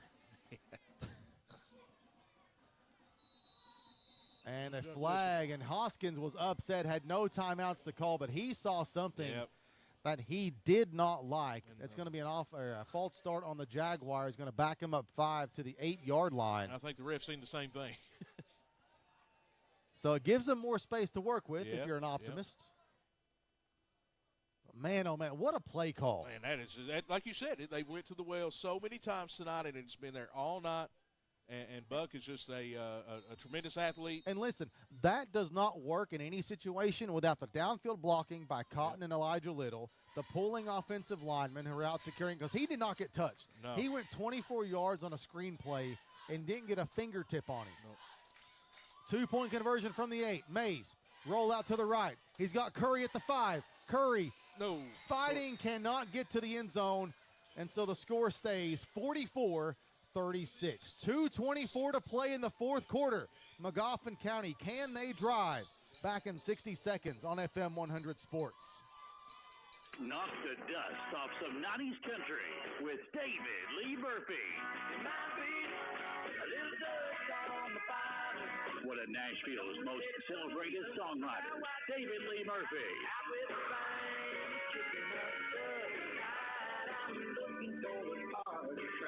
Friday, September 26th, Mountain Arts Center, Prestonsburg. Tickets on sale now at MacArts.com or by calling the People's Bank Rocks office at 1-888-MAC-ARTS. Kentucky Farm Bureau has provided folks in the Bluegrass with quality insurance and dependable service since 1943. As your local agent, John Greer Hunt is proud to serve the Floyd County community and to help get the right protection for your home, auto, life, or business. For a free quote, call John Greer Hunt today, 606-791-2122, or stop by the office at 1288 South Lake Drive in Prestonsburg and ask to speak to John. Kentucky Farm Bureau, big on commitment. Live and local, there's only one. WMDJ. Squib kickoff by T.J. Jewell gets through the hands of James Fultz back to the 20. He's going to be run out of bounds shy of the 30 of Magoffin County, and the Hornets take over at the 28-yard line on their side of the field. That last touchdown, a McDowell Professional Pharmacy touchdown, over 3 decades serving Floyd County, a name you know and trust. That's McDowell Professional Pharmacy. So the Hornets take over at their own 28-yard line. They've got 2 minutes and 17 seconds to work with. They've got to go 72 yards. Woo. And they've got 2 timeouts. Yep. But here's the question. At what point do you start throwing the football? You've not had to. You've not had to, and they've been decent throwing the ball. They haven't had to a whole lot, but I know you got a big hitter in Wireman, but 72 yards away. You can't run it every time. Still a one-possession game. Peck hands it off to Wireman. Who else? Gets across the 30, my. across the 40. Oh, my. Wireman still on his feet. Look at this. Breaks 3 tackles. Inside Floyd. Oh, he's still going. Buck with the stiff arm. Oh, he's Wireman. going. One play. Oh, Blake my goodness. Wireman goes 72 yards. He went full beast mode 3 Literally. separate times, shoving off would-be defenders. They didn't need to throw it. Unbelievable. We've talked about how they've missed a couple of tackles, but it's been containment. That time it was everything. Yeah. The game is not over. I mean, he went up the middle, to the side. Nobody's stopping this kid. 72 yards for Blake Wireman for Magoffin County, and a 14-second drive gets them back to within 2, 44-42. Here's the 2-point conversion for the tie. Wireman's still out there with Montgomery and Peck in the backfield. Peck in shotgun. Gets the handoff. It's going to be the QB keeper. He's going to be stopped short. 2-point conversion, no good. That Floyd Central defensive front, they made the play when they needed to. And with 2:03 to play, Magoffin County still trails by 2, 44-42. They'll have to kick off. I'm assuming you've got some sort of squib or onside kick coming. You know, Floyd Central. Man, oh man. If you know you got to go for the onside in this position. Floyd Central going to have the hands team ready to go. But my goodness, man, Blake Wireman putting on an absolute show tonight. And one play. 6 touchdowns for Blake Wireman. Unofficially, 23 carries, 342 yards, 15 yards per carry. Absolutely ridiculous. He also has a first down reception for 8 yards. But we'll take that on. That's, It's okay. But, man, he has had the game of his life here tonight. Very impressive. And there looks like they're lined up for the onside. Nicholas Dahmer, the kicker. Hands team on the field for Floyd Central. Dahmer at his own 40 with the ball on the tee. Toe to leather. It's a good onside kick. And bounces and going to be fallen on at the 44-yard line by Elijah Little. But as sure-handed as you can get at the 45 of Floyd Central. That was a heck of a kick, too. Great onside kick. And like you said, Elijah Little falling on it right there. So Floyd Central will take over with 2 minutes to go. Magoffin County with 2 timeouts left. So whatever little bit time's left here, Floyd Central, I mean, you know Magoffin's going to take their timeouts immediately and try to contain as much time as they can.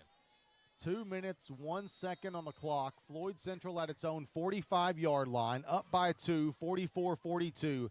The Hornets have 1 or 2 timeouts remaining.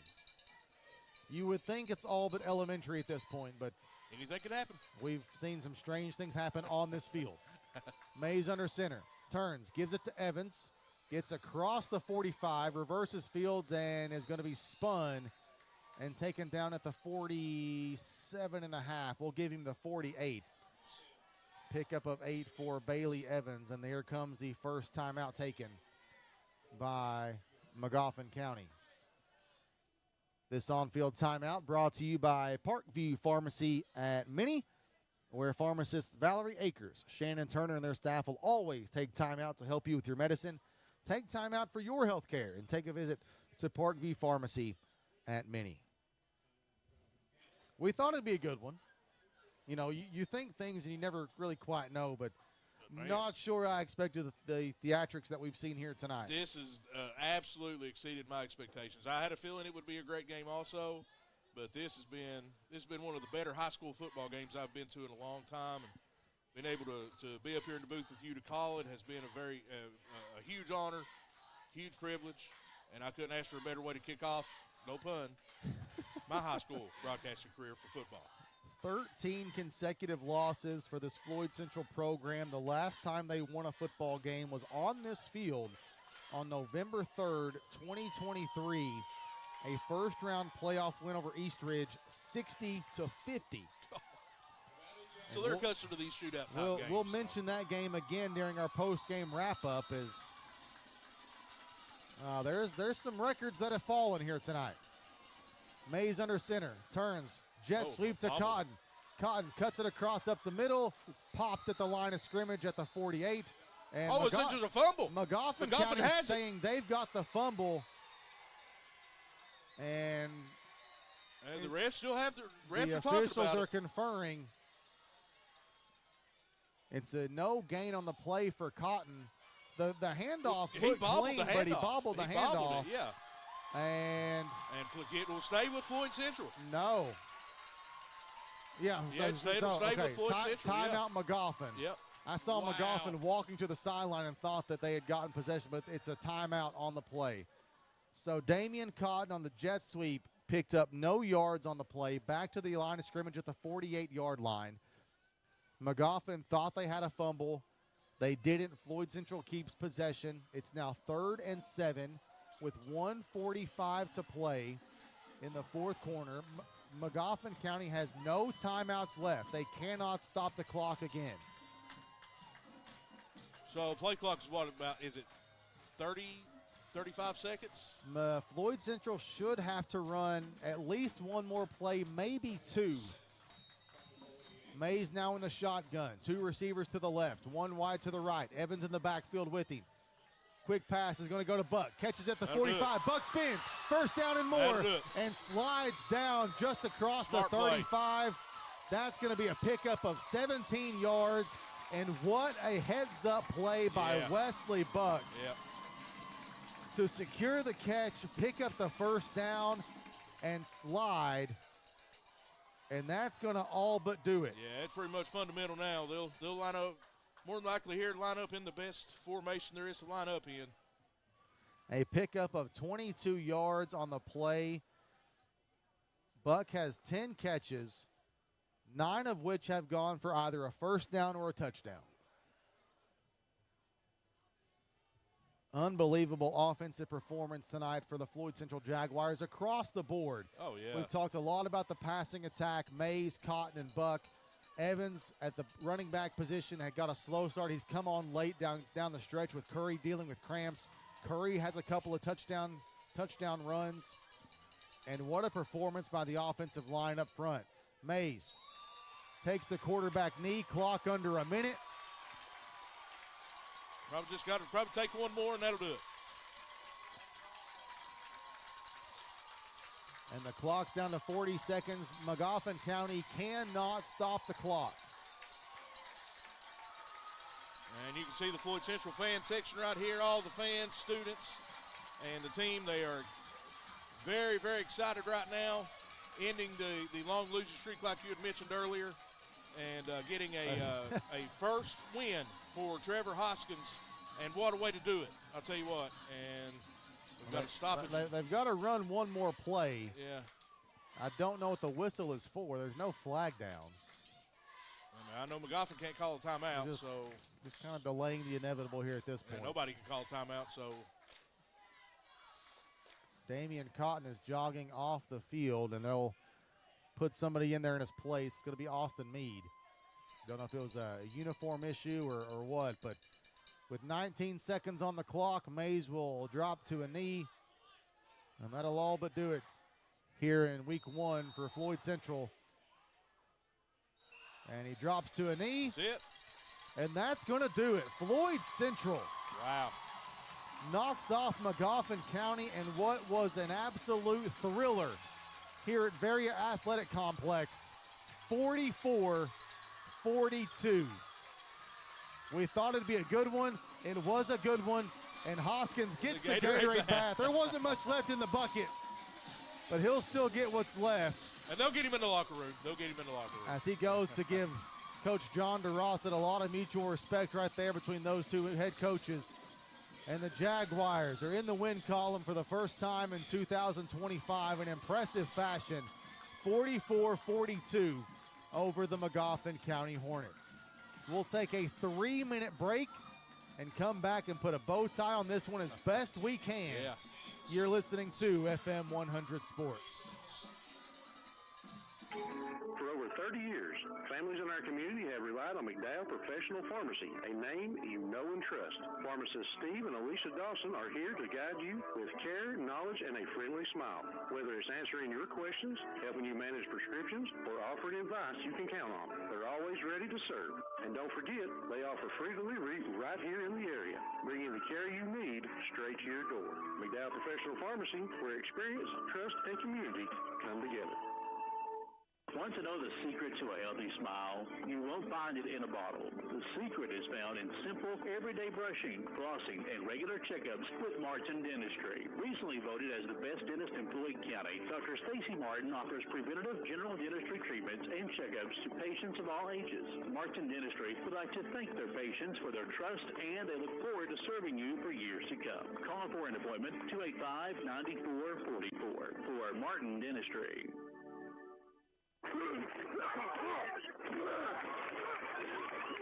Football can be a rush. Unfortunately, playing football can also result in injuries. Hi, I'm Adam Hall at Vanover Hall, Bartley & Ward. Injuries are not only a part of the game, they're a part of life. Car wrecks, slip and fall, injured at work, nursing home neglect, medical malpractice. We're here to guide you through your case and ensure your future. Find us at bhbw.com. Vanover Hall, Bartley & Ward, next to Tutors in Pikeville, and come to our new location in Paintsville. This is Douglas Ray Hawley with Floyd County Circuit Clerk. For over 25 years, I've been promoting and praising our local athletes.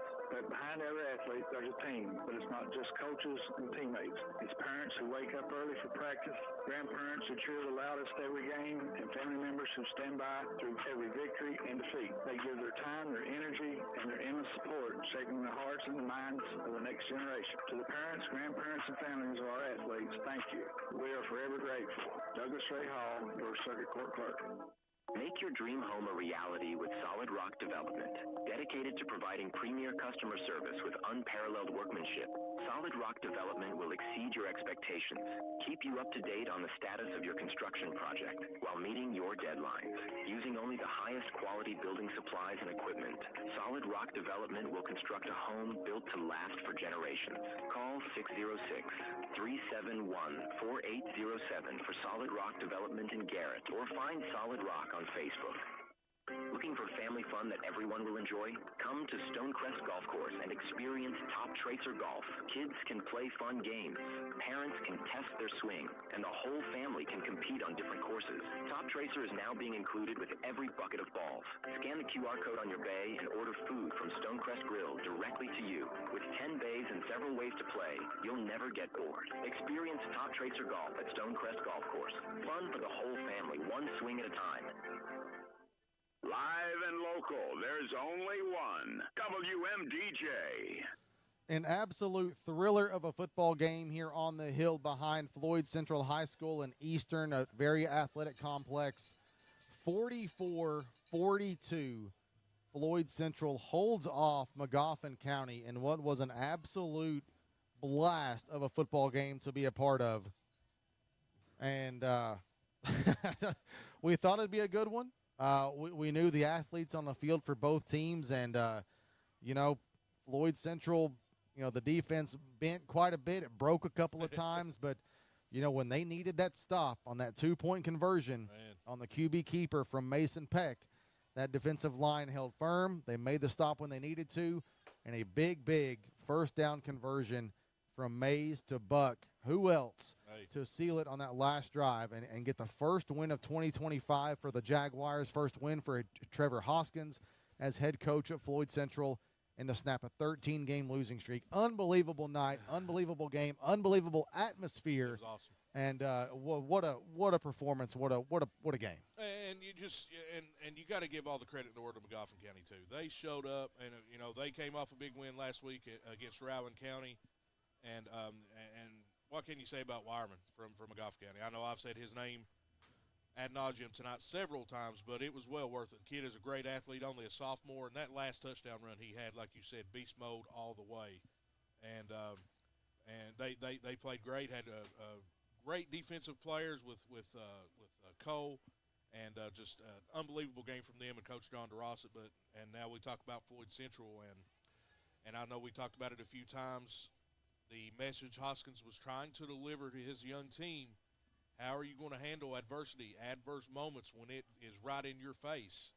And I wasn't at the Paintsville game on Friday, wasn't able to attend that, but they were, you said they handled it well, just their defense kind of bent in as well last week against Paintsville. But I tell you what, man, offensively they were a juggernaut tonight. They could not be stopped, and it was just a great chess match between two great coaches in this area. And, but Floyd Central would score. Put the pressure on McGoffin. McGoffin would come back down and score. Put the pressure back on Floyd Central. But Floyd Central, you got to give them all the credit in the world as well. They handled that pressure and they handled that adversity. And when the running game, which is what they're accustomed to, wasn't there tonight, man, they really racked it up in the passing game. It was mainly with Mays and Buck. That connection was there all night long, especially late in the game, converting those 2 fourth downs and that last one being a touchdown to put them up late. But it was a fun game, fun atmosphere. And honestly, I couldn't ask for a better first game to call up here in the booth. It was exciting, and for it to be my first football game, I'm hooked. I mean, this was an unbelievable experience. A lot of scoring to run down, but here is how it went. McGoffin County got on the scoreboard first at the 4:24 mark of the first quarter with a 7-yard run by Blake Wireman to go up 6-0. There would be 3 more touchdowns in the first quarter. Yeah. In the final 4 minutes and 24 seconds. Floyd Central tied it up at 6-6 on the ensuing kickoff, a 69-yard return by Damian Cotton for a touchdown. The Jaguars then got on the board again at the 34-second mark in the first quarter, a 61-yard pass from Keetron Mays to Wesley Buck to go up 12-6, and then Magoffin County tied it up with the 2 seconds left in the first quarter, a 10-yard run by Wireman, and after 1 quarter of play, we were tied at 12 apiece. In the second quarter, Floyd Central cracked the scoreboard first. Ethan Curry, a 17-yard touchdown run to go up 18-12.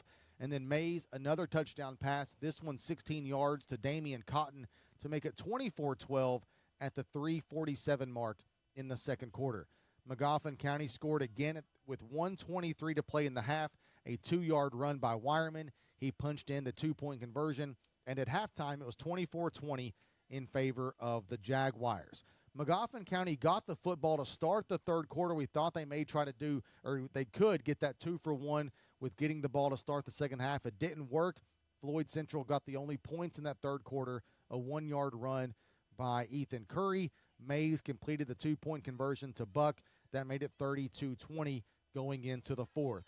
But we were far from finished with 12 minutes to play. First play of the fourth quarter, Blake Wireman went 52 yards for the Hornets. Mason Peck got the 2-point conversion. That made it 32-28. Jaguars still on top. Then Floyd Central scored again. 10:28 to play in the fourth. Mays, an 8-yard touchdown run, made it 38-28. Then back came Wireman. 2.5 minutes later, from 3 yards out, plus the 2-point conversion, made it 38-36. 2:24 to play. Mays to Buck from 24 yards out, made it 44-36. And then Magoffin County scored with 2:03 to play. 72-yard run by Blake Wireman. They did not get the 2-point conversion, and that was the final score, 44-42 in favor of the Jaguars. Individual numbers forced for Magoffin County. Mason Peck, 4 of 8 passing for 76 yards. Those 4 completions went to Isaac Yates, who had 1 for 49. Jackson Gilliland, 2 for 19. And Wireman, 1 for 8. But the story for the Hornets was Wireman on the ground. 23 carries, 342 yards, 6 touchdowns on the night for the sophomore Blake Wireman in a loss for the Hornets. Braxton Montgomery, 7 carries, 39 yards. James Fultz, 1 carry for no yards. And Mason Peck, 7 carries for negative 11 yards. For Floyd Central, I mentioned some records were broken, and they were broken in a big way. First, Keetron Mays, 18 of 23 passing, a school record 328 yards and 3 touchdowns. 2 of those 3 touchdowns went to another record breaker, Wesley Buck. 10 catches for a school record, 252 yards and 2 scores, an average of 25 yards per catch. Damian Cotton had 8 catches for 76 yards and a touchdown. On the ground, leading rusher on the night was Bailey Evans, 15 carries, 47 yards. Ethan Curry, 9 carries, 35 yards and 2 scores. Keetron Mays, 5 carries, 12 yards and a score. And Damian Cotton had 5 carries for 10 yards. Buddy, it's one of two people for our player of the game. You got a couple of record breakers to choose from. We have a rule. You can't do co-players of the game. We don't let Byron take the easy way out. I'll do whatever I want to do. If I want to choose three of them, I will. we don't do the. You have to pick one. You can't go the easy way out. So our player of the game tonight for Floyd Central. Who say it, sir, or who say you? Well, I'll tell you this before I say my player of the game. Quarterback always gets all the shine, And I understand. And listen, the kid had an unbelievable game. 18 of 23 passing, only 5 incompletions, about as efficient as you could be at any level, really. It don't matter what level it is. What do you say, 300? He started 13 of 14. Wow. 328 yards, 3 touchdowns. The yardage is a school record. The touchdowns is not, but nonetheless, Okay. I mean, 18 of 23 is pretty solid. Right. But I've always been in favor of the wide receivers. That's always been I didn't play organized football, but when I played in the backyard, I loved being a wide receiver. So I've always been in favor of the wide receiver, and you got a record breaker in Wesley Buck tonight, and that is your player of the game. Wesley Buck, 2 school records broken, 10 catches, that's a school record, 252 yards, that's a school record, and 2 touchdowns for Wes Buck. You could have gone quarterback, you could have gone offensive line, you could have gone a number of different ways. All said and done, Wes Buck, our player of the game, for the performance tonight for Floyd Central. Again, the Jaguars 44, the McGoffin County Hornets 42. Some final scores before we get out of here. In a final score from London, Somerset knocks off East Ridge 35-16. Martin County defeated Pike County Central in the Pike County Bowl 44-20. Hazard all over Whitley County 42-7. Letcher Central blanks Leslie County 45-0. Johnson Central holds off Madison Central 15-14. Wow. Breathitt County over Powell County 57-7. And at last check in the second quarter, Belfry shutting out Central out of Louisville 13-0. Why not? Reds fall in extra innings 7-5 to the Cardinals. They're mathematically they're still in it, but are they really? Who knows? Not much hope. For Byron Hall on camera above us in the press box, for Chris Porter, the Porterhouse back at the studio, who managed and weathered some technical difficulties to get the night started, but like a champ, kept us on the air throughout for what was a great football game. And for Steve Sloan, I am Josh McKinney. Once again, Floyd Central 44, McGoffin County 42. Good night from Eastern.